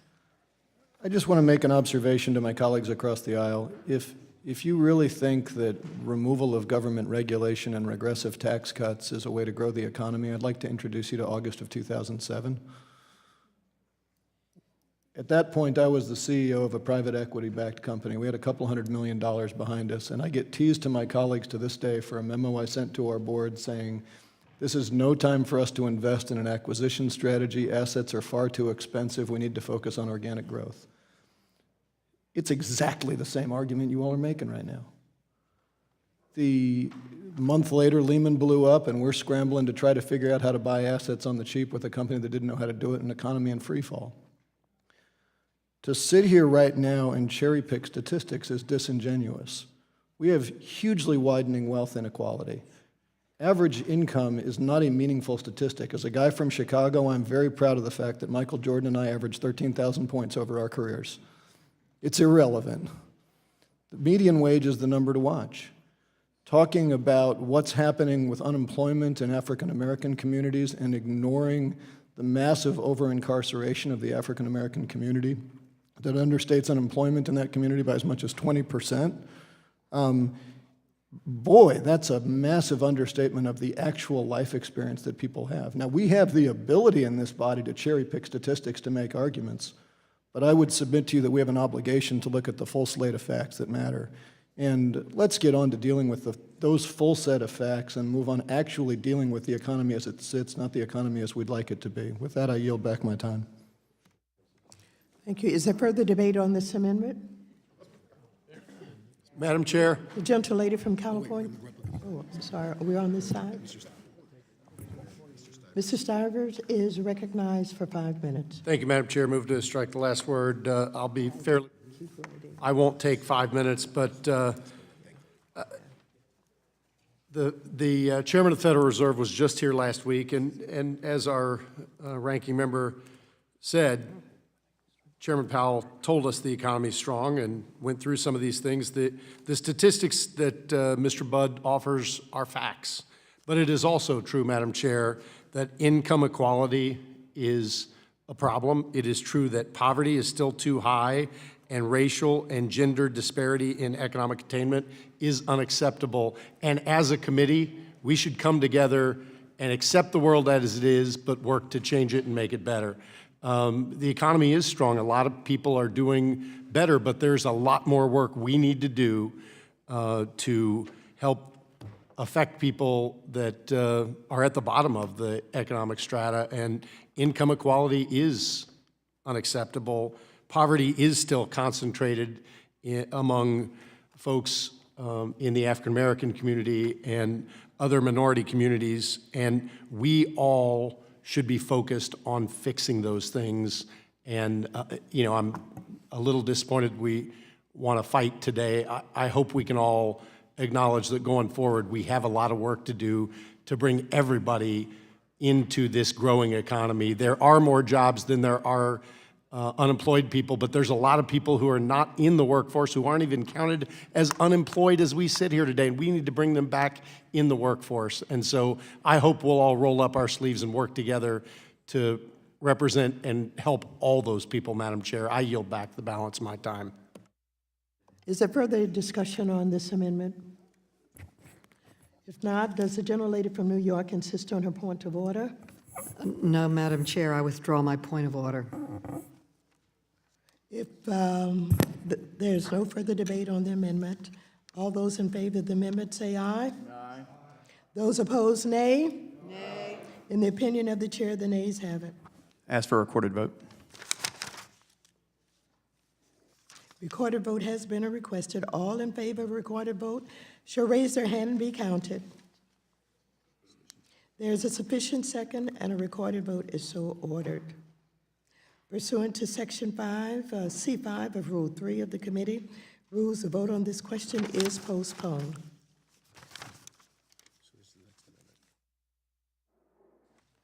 Madam Chair, I have an amendment We at the have desk. other amendments on this. Madam Chair, I have an amendment at the desk.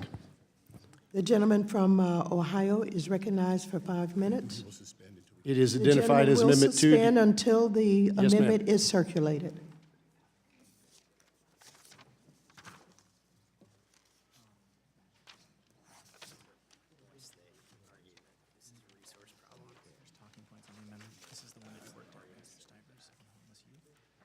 We can accept it very quickly and move to those.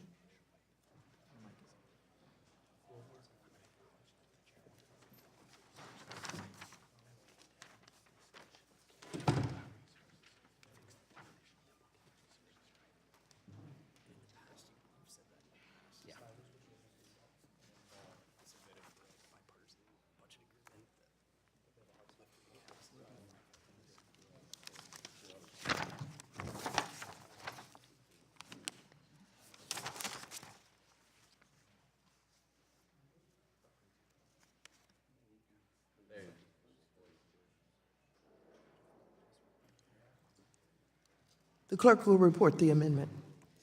Amendment number 2, offered by Mr. Stivers and Mr. Posey. On page 2, at the end of line 30, insert the following.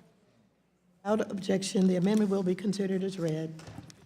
The gentleman has 5 minutes. Thank you, Madam Chair, and I'll be rather brief. This amendment's pretty simple. It shines a light on youth homelessness. I worked with your staff just a little earlier this afternoon or this morning to make this amendment, I believe, acceptable to the majority, but it does not strike anything in the views and estimates on homelessness. It adds these 2 sentences that acknowledge that we have a problem with youth homelessness. Madam Chair, I know that you have a bill that would add resources to the fight against homelessness. But as we add those resources, I think it's really important that we define homelessness in a consistent manner across the federal agencies. As you know, and as the folks on the committee know, the Department of Education has a slightly more broad view of homelessness than the Housing and Urban Development Department, which results in 4.2 million youth being counted as homeless in the Department of Education, but not under the HUD definition, and therefore it makes it hard for them to get help. And so really all these two sentences do is shine a light on that problem. I removed the sentence that says anything about what we're going to do about it because I'm willing to have that discussion later. But this is a really important issue that Mrs. Beatty and I and other folks have worked on. Youth homelessness is a problem in this country, and I think it's time that we shed light on it. And I'll yield back the balance of my time in a show of good faith. And thank you, Madam Chair. Thank you very much. I move to strike the last word. I appreciate the gentleman's leadership on this important topic. The majority views already include language committing to consider legislation that would expand funding for people who are at risk of homelessness. And of course, we recognize that people who are at risk at homelessness, according to HUD's definition, are homeless also under the Department of Education's definition.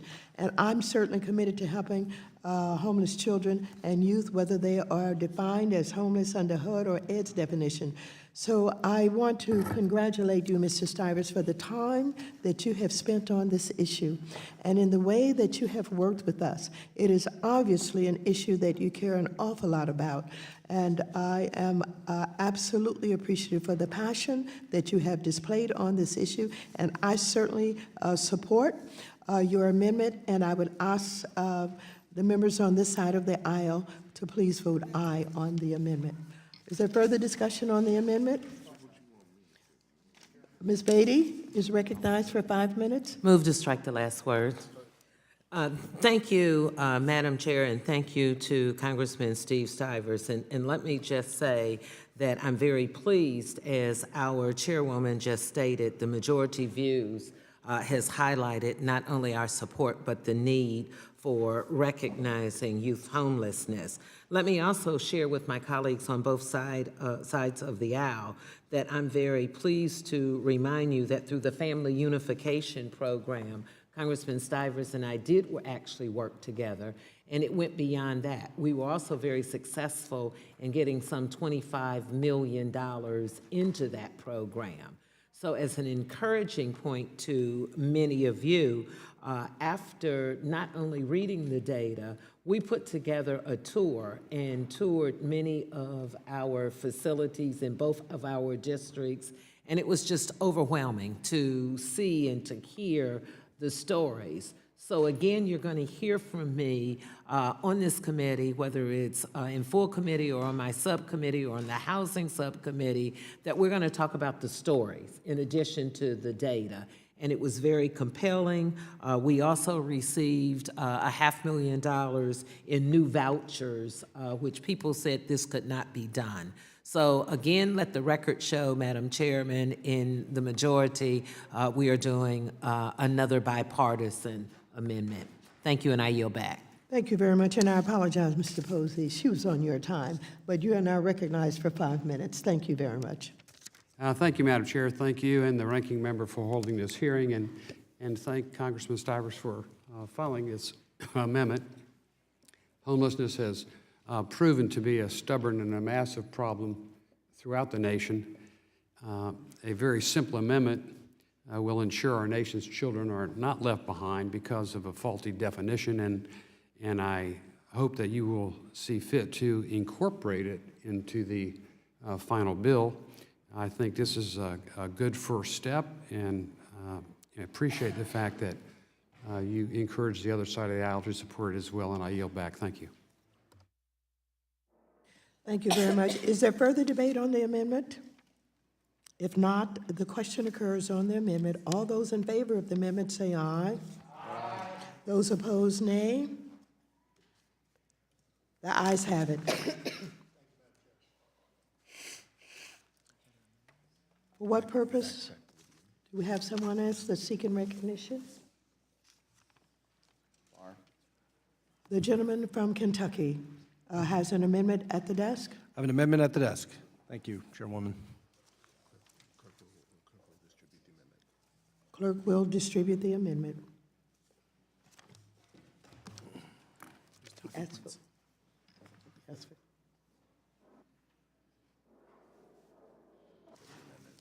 I ask the gentleman to suspend until we have time to review the amendment.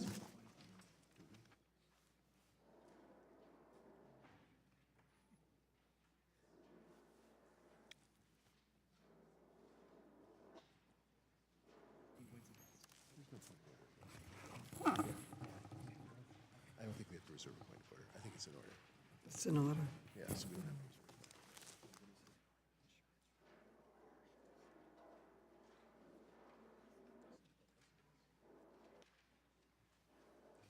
The clerk will report the amendment.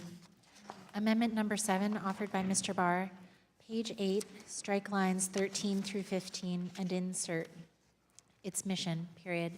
Given the unique organizational structure of the Consumer Bureau, Congress expects and demands accountability against any potential abuse, misuse, or non-use of its power in regulating financial products and empowering consumers. To achieve thorough oversight of the Consumer Bureau, the committee supports subjecting all of its funding to the accountable and transparent annual congressional appropriations process. The gentleman is recognized for 5 minutes. Thank you, Madam Chairwoman. Madam Chairwoman, my amendment is simple. It would include a policy statement in the views and estimates that the committee supports oversight of the Consumer Financial Protection Bureau by subjecting all of its funding to the annual appropriations process. By design, this bureau is unlike any other in the federal government. It is exempt from any meaningful oversight or accountability measures that are typically required of government agencies. The Bureau is run by a single director appointed by the President and removable only for cause. Unlike most other independent federal agencies, the CFPB has no board or multi-member commission.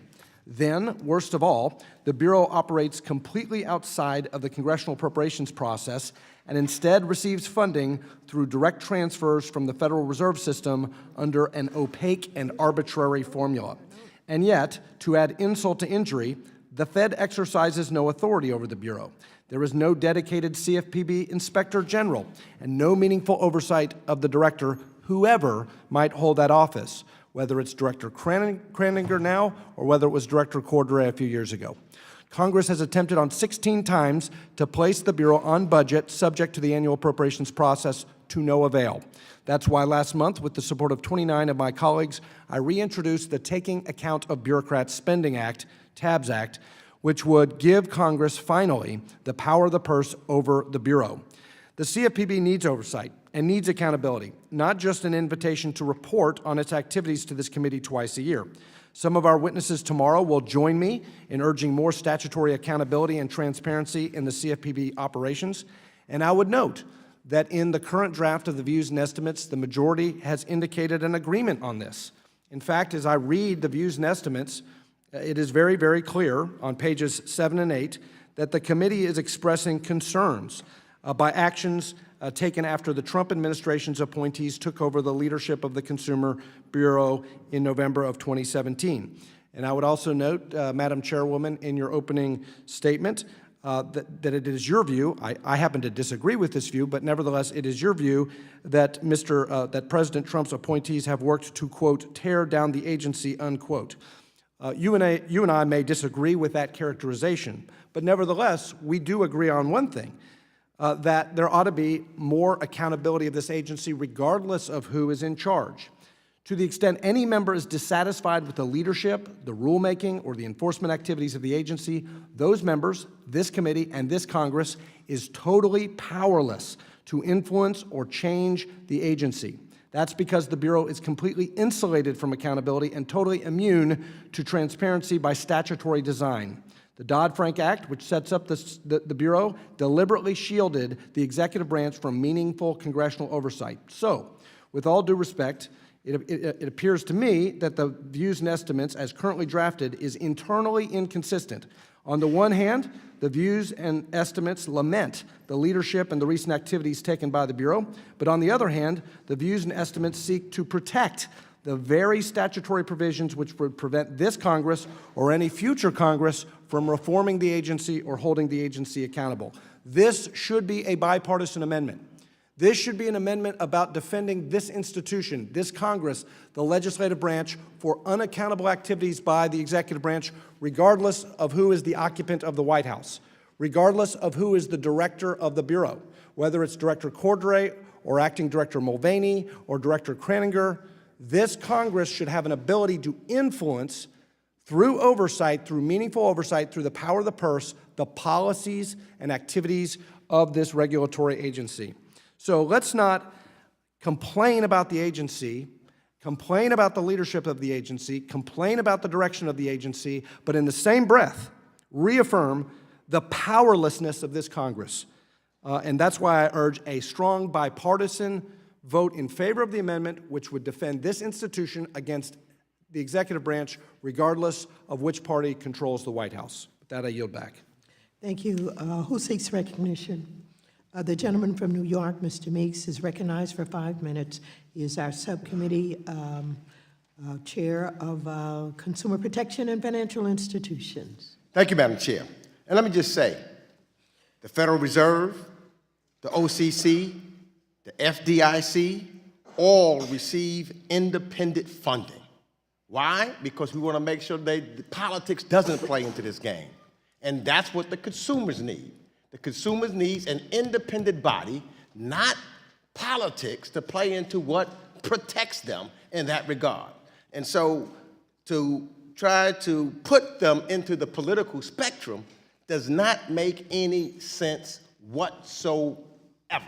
So, you know, what the Consumer Bureau does, it levels the playing field between those with money or big money interests and families and communities of color and others.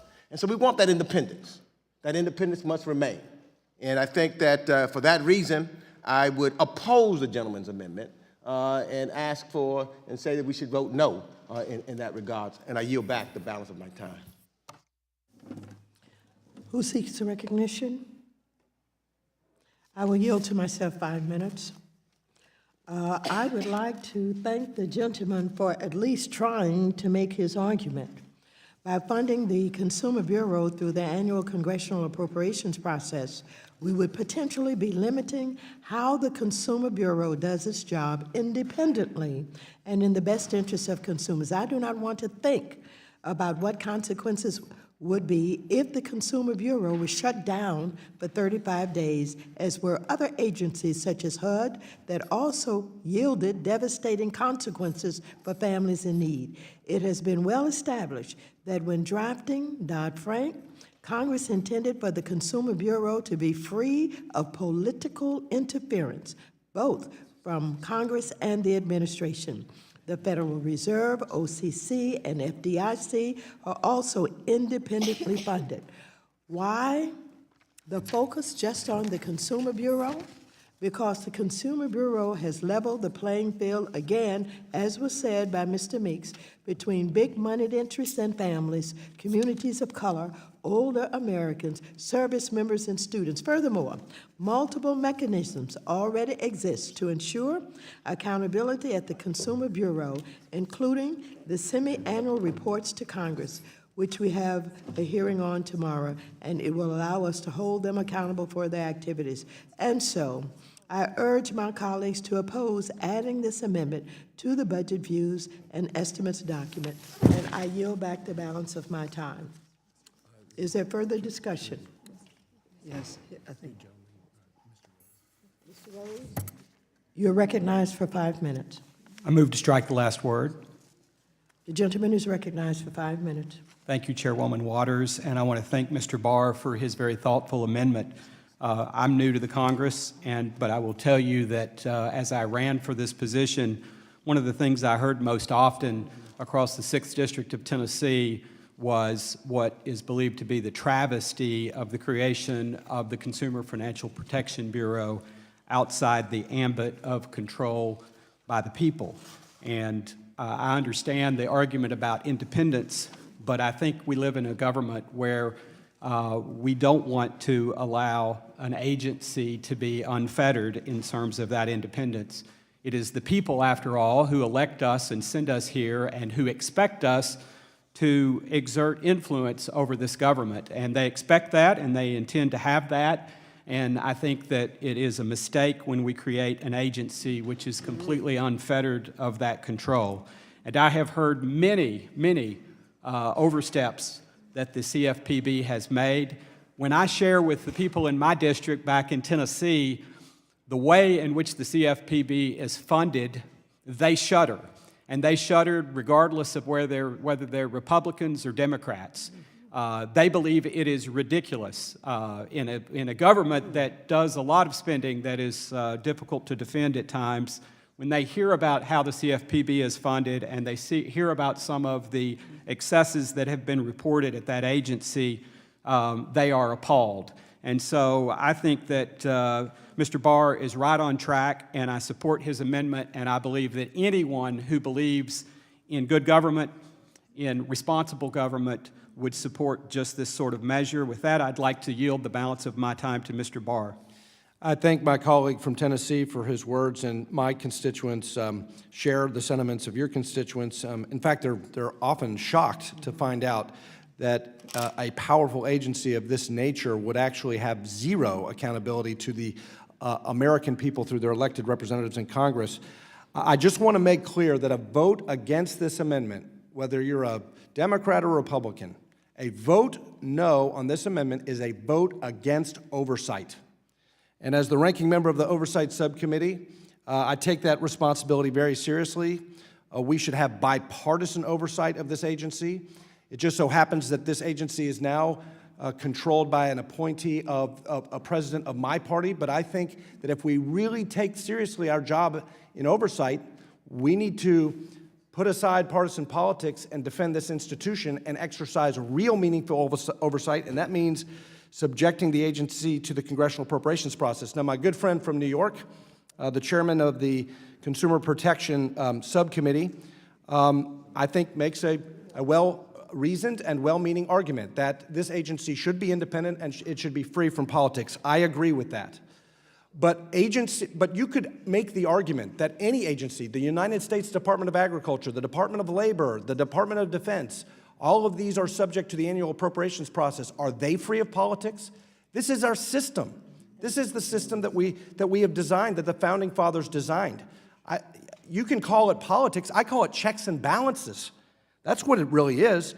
And to the ranking member's argument that, well, we do have oversight because tomorrow we will have a semi-annual report to Congress. With all due respect, if that's your argument, then when you're dissatisfied with Director Kraninger's responses to your questions tomorrow, when she says she's pursuing a policy that's reversing the policy of Director Cordray, you can't complain because she can do it regardless of what this body thinks about it.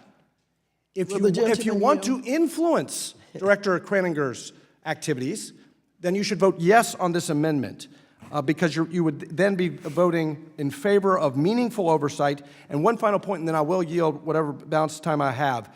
The argument has been made that there are other independent agencies that get their funding through direct streams, not through the appropriations process. That may be true, but those agencies have different characteristics that would check them and provide accountability, such as a multi-member commission or an inspector general or removal powers to the president. This agency doesn't.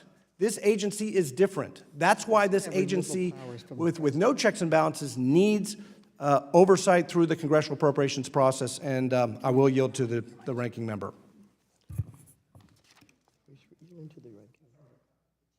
Chairwoman, did the chairwoman seek recognition? I do. And I will yield. Time is up, has expired. I yield back. Gentlelady from New York, Ms. Maloney, wishes recognition. Okay, thank you very much. And I move to strike the last word. Gentlelady is recognized for 5 minutes. I oppose this amendment very strongly, which would fundamentally undermine and cripple the Consumer Bureau and would be devastating for the consumers that the Bureau is there to protect. The independent funding of the CFPB is what insulates it, and it insulates the Bureau from inappropriate political pressures. And we know from testimony before this committee and Congress that the last economic downturn in 2008 could have been prevented if they had acted earlier to protect consumers. So when we established the CFPB and Dodd-Frank, which I think is one of the most important features in Dodd-Frank, other agencies said they were looking after consumers, but it was an afterthought, a secondary thought, a third thought, or not thought about at all. This agency looks at protecting our constituents from predatory practices that have brought us to financial disaster before. And we wanted this to be free to act for consumers' best interest, even if it was politically unpopular. And the best way to do that is giving it an independent source of funding. Just look at what just happened. We closed down the government. The president closed down the government for 35 days. Having it funded from the Federal Reserve is a constant form of funding that is not political, that they can rely on. And it is precisely because of the regulators in financial services that they have this independent source of funding, because our economic security and fairness is vital to the economic security of our entire nation. No other banking regulator has to go hat in hand begging Congress every year to get their funding, and there is absolutely no reason why the CFPB should have to do that either. And the CFPB is the one that protects our constituents, that takes care of them. And the reason that we choose to give the consumer independent funding is that political games and partisan brinkmanship have unfortunately become part of our deeply dysfunctional appropriations process. It's not unusual for a member or a president or anybody else or a special interest to hold up funding.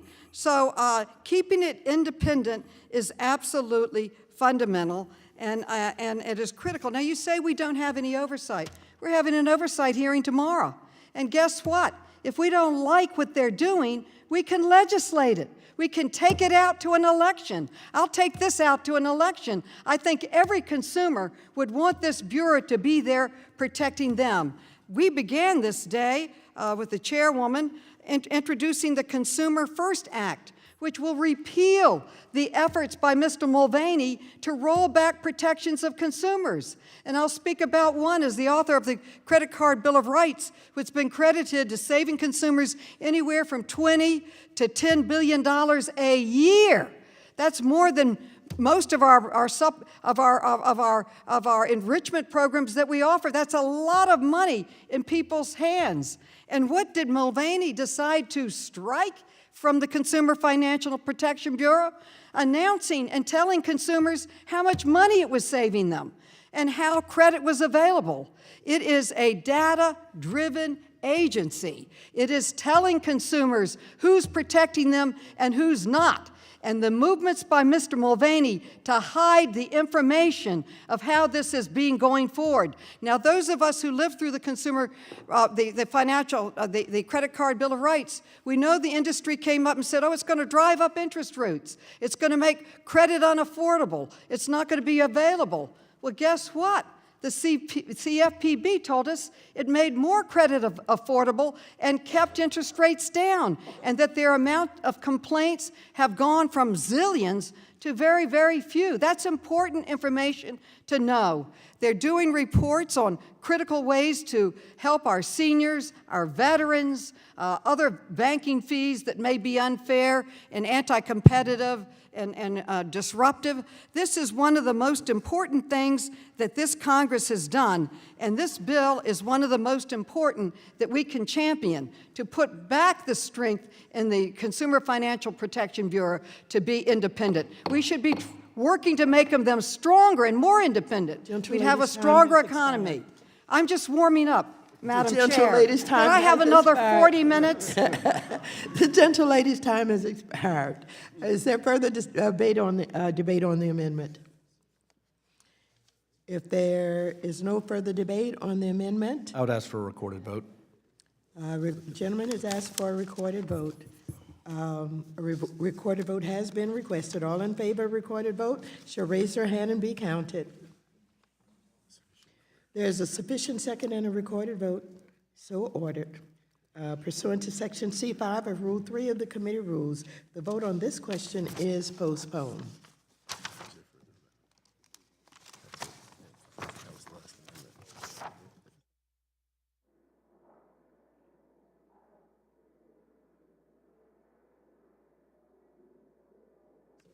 Madam Chair, could we have an announcement for members' planning purposes on when we plan to vote? Yes, one moment, please. There will be a series of votes on the House floor around 1:30.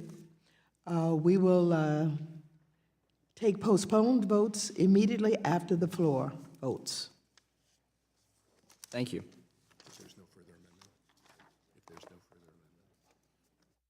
If there are no further amendments, we stand in recess.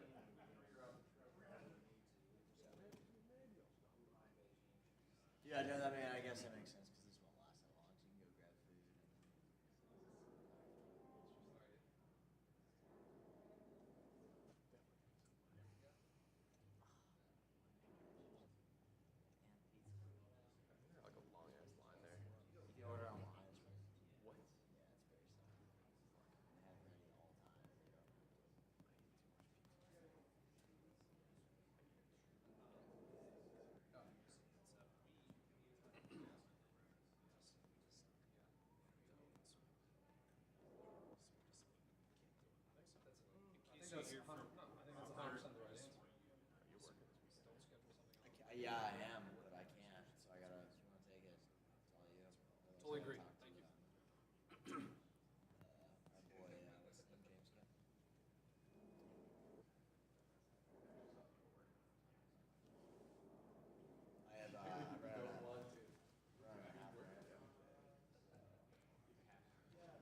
Thank you.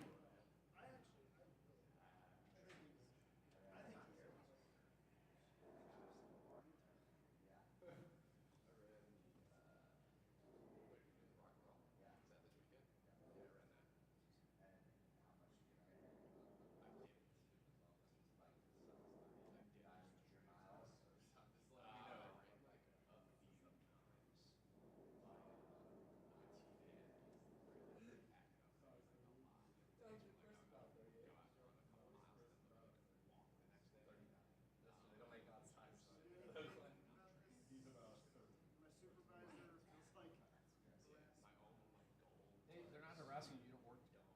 You're not on the same payroll. Learn to defend yourself. You guys ready to finish it? How long did it take you?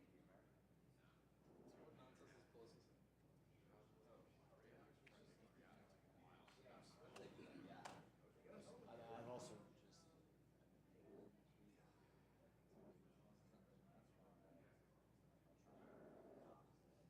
Yeah, that's all I did. But you know, it's cool, like, so the routes like that, if I was half of it, just fucking sucks. It's like down the hall. You have a seat on the steering committee, because the office amendment during our conference organizing meeting, like your dean of the house, Republican dean of the house, should get a seat on the steering.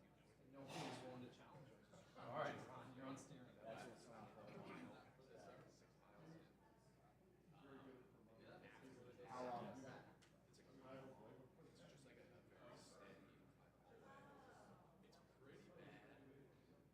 You realize about half of the way through it. Oh. All right.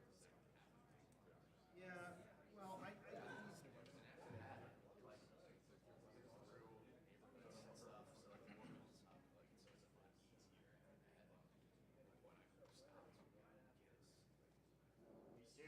No. So that was the. No. Don't come over here. There were a lot of people that were getting out there on the side. Yeah, we could just go out and just like sit there and watch the race. No, at that point I was already like wall running. So. Maybe I'll get to like. That's like a bad word. Start running against people anyway. Yeah, I'm just gonna. Yeah, I don't think I took anything off. I think I was just wearing shorts and a t-shirt.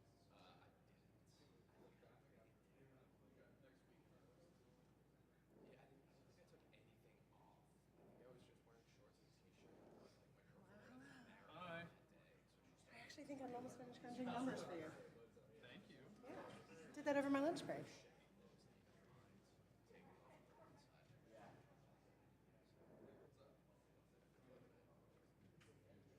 I didn't like, I got, my friend is like, I'm gonna do it with some friends, in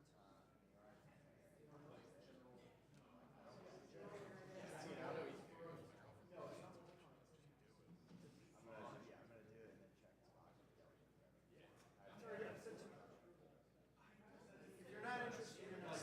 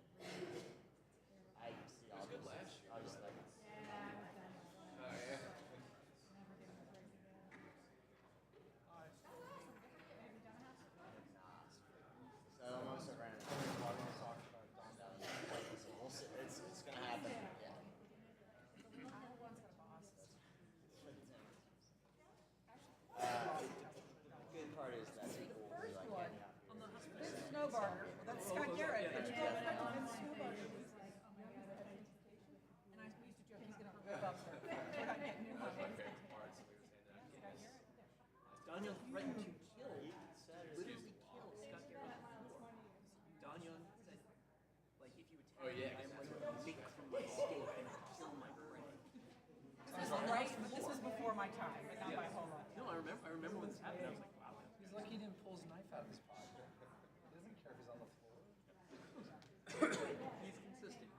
Yes. Yeah, exactly. So you've been doing e-trash last time? Yes. It was terrible. But it's too cold. I don't like it. What was happening? Like, I'm like a samurai, like stuff. We help you out.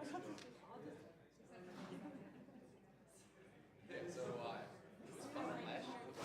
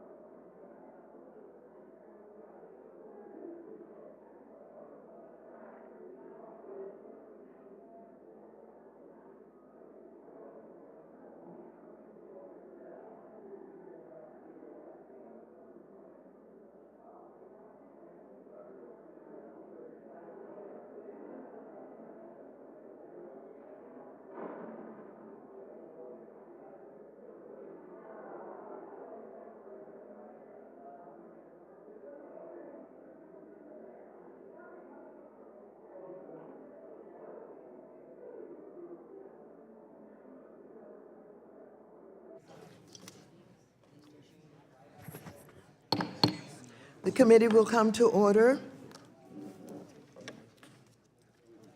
Would you please close the door?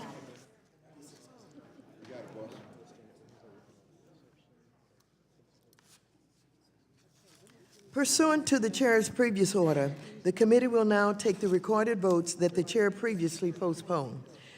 We will take the votes in the following order.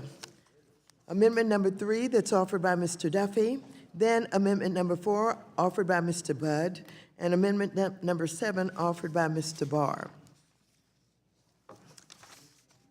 The question occurs on amendment number 3, offered by Mr. Duffy. Will the clerk call the roll?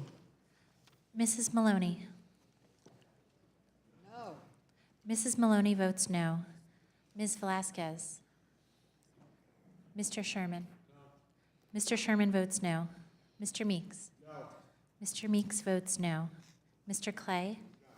No. Mr. Clay votes no. Mr. Scott? No. Mr. Scott votes no. Mr. Green? Mr. Cleaver? Mr. Cleaver votes no. Mr. Perlmutter? No. Mr. Perlmutter votes no. Mr. Himes? No. Mr. Himes votes no. Mr. Foster? Mr. Foster votes no. Mrs. Beatty? No. Mrs. Beatty votes no. Mr. Heck? No. Mr. Heck votes no. Mr. Vargas? Mr. Gottheimer? No. Mr. Gottheimer votes no. Mr. Gonzalez? No. Mr. Gonzalez votes no. Mr. Lawson? Mr. San Nicolas?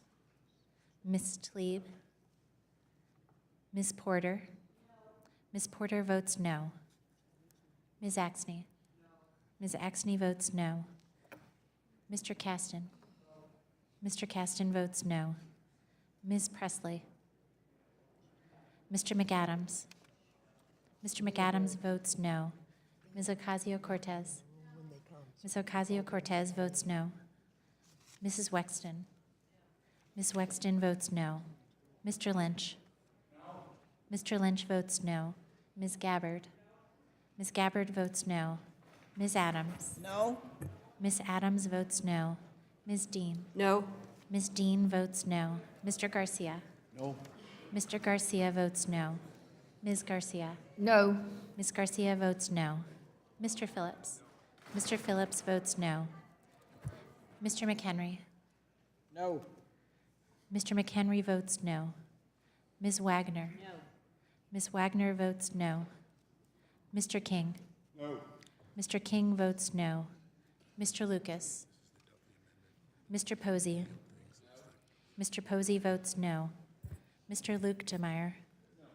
Mr. Luke DeMeyer votes no. Mr. Huizenga? Mr. Huizenga votes no. Mr. Duffy? No. Mr. Duffy votes no. Mr. Stivers? Mr. Barr? Mr. Barr votes no. Mr. Tipton? Mr. Tipton votes no. Mr. Williams? Mr. Williams votes no. Mr. Hill?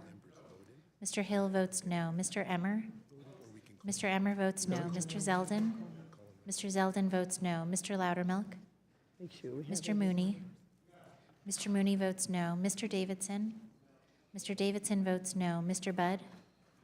Mr. Budd votes no. Mr. Kustoff? Mr. Kustoff votes no. Mr. Hollingsworth? Mr. Hollingsworth votes no. Mr. Gonzalez? Mr. Gonzalez votes no. Mr. Rose? Mr. Rose votes no. Mr. Stile? No.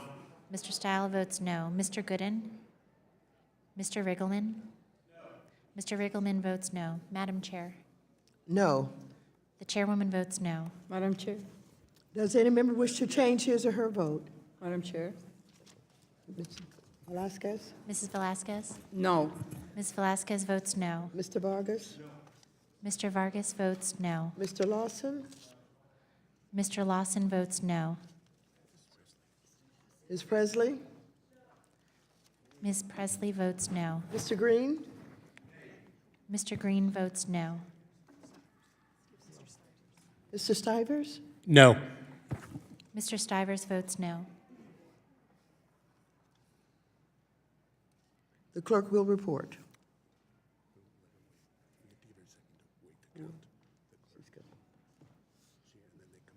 Okay.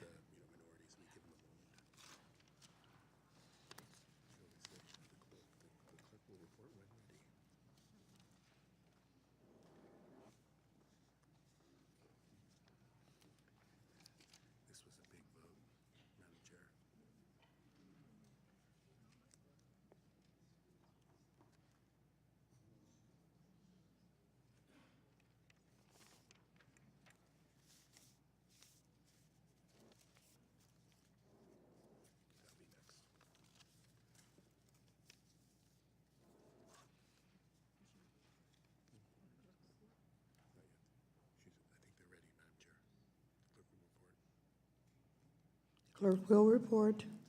Madam Chair, on that vote, there are 0 ayes and 55 noes. A majority having voted against the amendment is not agreed to. The question now occurs on amendment number 4 offered by Mr. Budd. Clerk will call the roll. Mrs. Maloney? No. Mrs. Maloney votes no. Ms. Velazquez? No. Ms. Velazquez votes no. Mr. Sherman? No. Mr. Sherman votes no. Mr. Meeks? No. Mr. Meeks votes no. Mr. Clay? No. Mr. Clay votes no. Mr. Scott? No. Mr. Scott votes no. Mr. Green? No. Mr. Green votes no. Mr. Cleaver? No. Mr. Cleaver votes no. Mr. Perlmutter? No. Mr. Perlmutter votes no. Mr. Himes? No. Mr. Himes votes no. Mr. Foster? Mr. Foster votes no. Mrs. Beatty? Mrs. Beatty votes no. Mr. Heck? Mr. Heck votes no. Mr. Vargas? Mr. Vargas votes no. Mr. Gottheimer? Mr. Gottheimer votes no. Mr. Gonzalez? No. Mr. Gonzalez votes no. Mr. Lawson? Mr. Lawson votes no. Mr. San Nicolas? Ms. Tlaib? Ms. Porter? Ms. Porter votes no. Ms. Axney? Ms. Axney votes no. Mr. Caston? Mr. Caston votes no. Ms. Presley? Ms. Presley votes no. Mr. McAdams? Mr. McAdams votes no. Ms. Ocasio-Cortez? Ms. Ocasio-Cortez votes no. Ms. Wexton? Ms. Wexton votes no. Mr. Lynch? Mr. Lynch votes no. Ms. Gabbard? Ms. Gabbard votes no. Ms. Adams? No. Ms. Adams votes no. Ms. Dean? No. Ms. Dean votes no. Mr. Garcia? Mr. Garcia votes no. Ms. Garcia? No. Ms. Garcia votes no. Mr. Phillips? Mr. Phillips votes no. Mr. McHenry? Aye. Mr. McHenry votes aye. Ms. Wagner? Aye. Ms. Wagner votes aye. Mr. King? Aye. Mr. King votes aye. Mr. Lucas? Aye. Mr. Lucas votes aye. Mr. Posey? Mr. Posey votes aye. Mr. Luke DeMeyer? Mr. Luke DeMeyer votes aye. Mr. Huizenga? Mr. Huizenga votes aye. Mr. Duffy? Mr. Duffy votes aye. Mr. Stivers? Mr. Stivers votes aye. Mr. Barr? Mr. Barr votes aye. Mr. Tipton? Mr. Tipton votes aye. Mr. Williams? Mr. Williams votes aye. Mr. Hill? Mr. Hill votes aye. Mr. Emmer? Mr. Hemmer votes aye. Mr. Zeldin? Mr. Zeldin votes aye. Mr. Loudermilk? Mr. Mooney? Mr. Mooney votes aye. Mr. Davidson? Mr. Davidson votes aye. Mr. Budd? Mr. Budd votes aye. Mr. Kustoff? Mr. Kustoff votes aye. Mr. Hollingsworth? Mr. Hollingsworth votes aye. Mr. Gonzalez? Mr. Gonzalez votes aye. Mr. Rose? Mr. Rose votes aye. Mr. Stile? Aye. Mr. Stile votes aye. Mr. Gooden? Mr. Riggleman? Mr. Riggleman votes aye. Madam Chair? No. The chairwoman votes no. Have all members voted? Does any member wish to change his or her vote?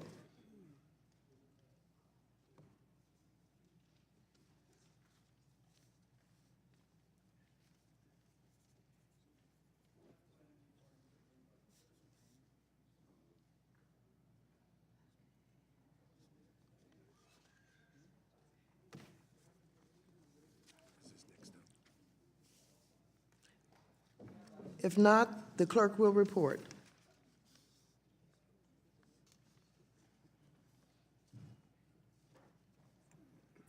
Madam Chair, on that vote, there are 24 ayes and 32 noes. A majority having voted against the amendment is not agreed to. The question now occurs on amendment number 7 offered by Mr. Barr. The clerk will call the roll. Mrs. Maloney? No. Mrs. Maloney votes no. Ms. Velazquez? No. Ms. Velazquez votes no. Mr. Sherman? No. Mr. Sherman votes no. Mr. Meeks? No. Mr. Meeks votes no. Mr. Clay? No. Mr. Clay votes no. Mr. Scott? No. Mr. Scott votes no. Mr. Green? Mr. Green votes no. Mr. Cleaver? Mr. Cleaver votes no. Mr. Perlmutter? Mr. Perlmutter votes no. Mr. Himes? Mr. Himes votes no. Mr. Foster? Mr. Foster votes no. Mrs. Beatty? Mrs. Beatty votes no. Mr. Heck? Mr. Heck votes no. Mr. Vargas? Mr. Vargas votes no. Mr. Gottheimer? Mr. Gottheimer votes no. Mr. Gonzalez? No. Mr. Gonzalez votes no. Mr. Lawson? Mr. Lawson votes no. Mr. San Nicolas? Ms. Tlaib? Ms. Porter? Ms. Porter votes no. Ms. Axney? Ms. Axney votes no. Mr. Caston? Mr. Caston votes no. Ms. Presley? Ms. Presley votes no. Mr. McAdams? Mr. McAdams votes no. Ms. Ocasio-Cortez? Ms. Ocasio-Cortez votes no. Ms. Wexton? Ms. Wexton votes no. Mr. Lynch? Mr. Lynch votes no. Ms. Gabbard?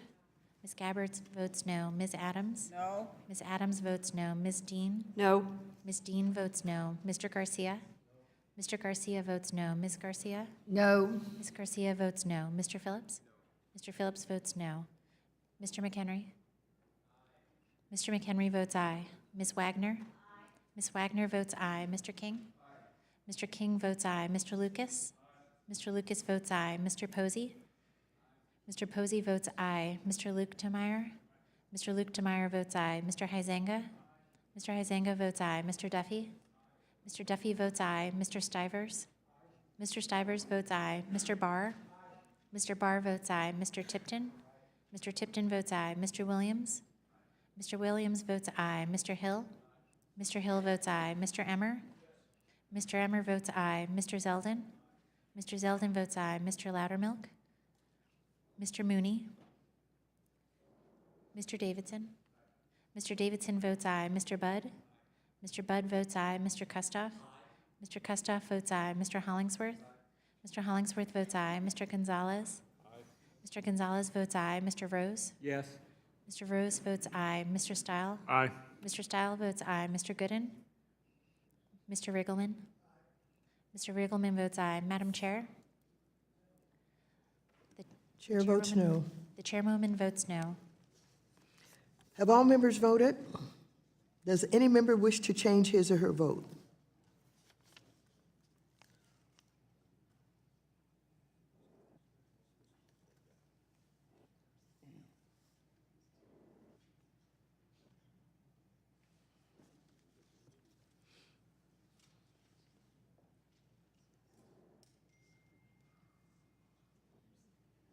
If not, the clerk will report.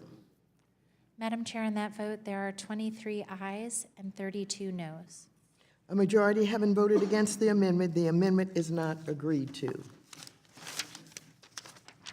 Which one? Which one?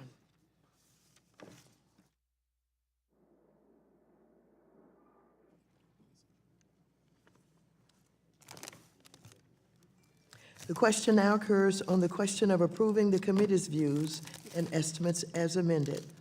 All those in favor of approving the committees say aye. Aye. Those opposed, nay. Nay. In the opinion of the chair, the ayes have it. Ask for a recorded vote. A recorded vote has been requested. All those in favor of a recorded vote shall raise their hand and be counted. There is a sufficient second and recorded vote is ordered. The clerk will call the roll. Mrs. Maloney? Yes. Mrs. Maloney votes aye. Ms. Velasquez? Aye. Ms. Velasquez votes aye. Mr. Sherman? Mr. Sherman votes aye. Mr. Meeks? Aye. Mr. Meeks votes aye. Mr. Clay? Mr. Clay votes aye. Mr. Scott? Aye. Mr. Scott votes aye. Mr. Green? Mr. Green votes aye. Mr. Cleaver? Mr. Cleaver votes aye. Mr. Perlmutter? Mr. Perlmutter votes aye. Mr. Himes? Mr. Himes votes aye. Mr. Foster? Mr. Foster votes aye. Ms. Beatty? Ms. Beatty votes aye. Mr. Heck? Mr. Heck votes aye. Mr. Vargas? Mr. Vargas votes aye. Mr. Gottheimer? Aye. Mr. Gottheimer votes aye. Mr. Gonzalez? Aye. Mr. Gonzalez votes aye. Mr. Lawson? Mr. Lawson votes aye. Mr. San Nicolas? Ms. Tlaib? Ms. Porter? Ms. Porter votes aye. Ms. Axney? Ms. Axney votes aye. Mr. Caston? Mr. Caston votes aye. Ms. Presley? Ms. Presley votes aye. Mr. McAdams? Mr. McAdams votes aye. Ms. Ocasio-Cortez? Ms. Ocasio-Cortez votes aye. Ms. Wexton? Ms. Wexton votes aye. Mr. Lynch? Mr. Lynch votes aye. Ms. Gabbard? Ms. Gabbard votes aye. Ms. Adams? Aye. Ms. Adams votes aye. Ms. Dean? Aye. Ms. Dean votes aye. Mr. Garcia? Mr. Garcia votes aye. Ms. Garcia? Aye. Ms. Garcia votes aye. Mr. Phillips? Mr. Phillips votes aye. Mr. McHenry? No. Mr. McHenry votes no. Ms. Wagner? No. Ms. Wagner votes no. Mr. King? No. Mr. King votes no. Mr. Lucas? Mr. Lucas votes no. Mr. Posey? Mr. Posey votes no. Mr. Luke Demeyer? Mr. Luke Demeyer votes no. Mr. Huizenga? Mr. Huizenga votes no. Mr. Duffy? Mr. Duffy votes no. Mr. Stivers? Mr. Stivers votes no. Mr. Barr? Mr. Barr votes no. Mr. Tipton? Mr. Tipton votes no. Mr. Williams? Mr. Williams votes no. Mr. Hill? Mr. Hill votes no. Mr. Emmer? Mr. Emmer votes no. Mr. Zeldin? Mr. Zeldin votes no. Mr. Loudermilk? Mr. Mooney? Mr. Mooney votes no. Mr. Davidson? Who's that? Mr. Davidson votes no. Mr. Budd? Mr. Budd votes no. Mr. Kustoff? Mr. Kustoff votes no. Mr. Hollingsworth? Mr. Hollingsworth votes no. Mr. Gonzalez? No. Mr. Gonzalez votes no. Mr. Rose? No. Mr. Rose votes no. Mr. Stile? No. Mr. Stile votes no. Mr. Gooden? Mr. Riggleman? Mr. Riggleman votes no.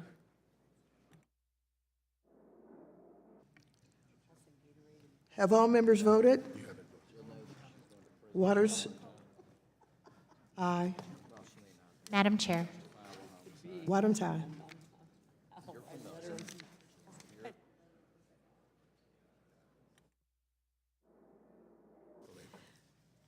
Ms. Tlaib?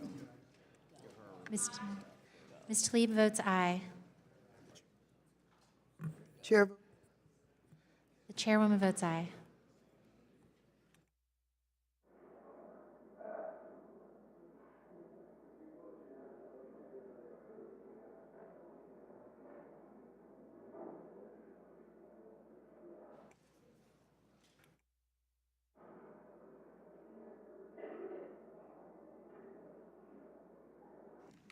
The clerk will report.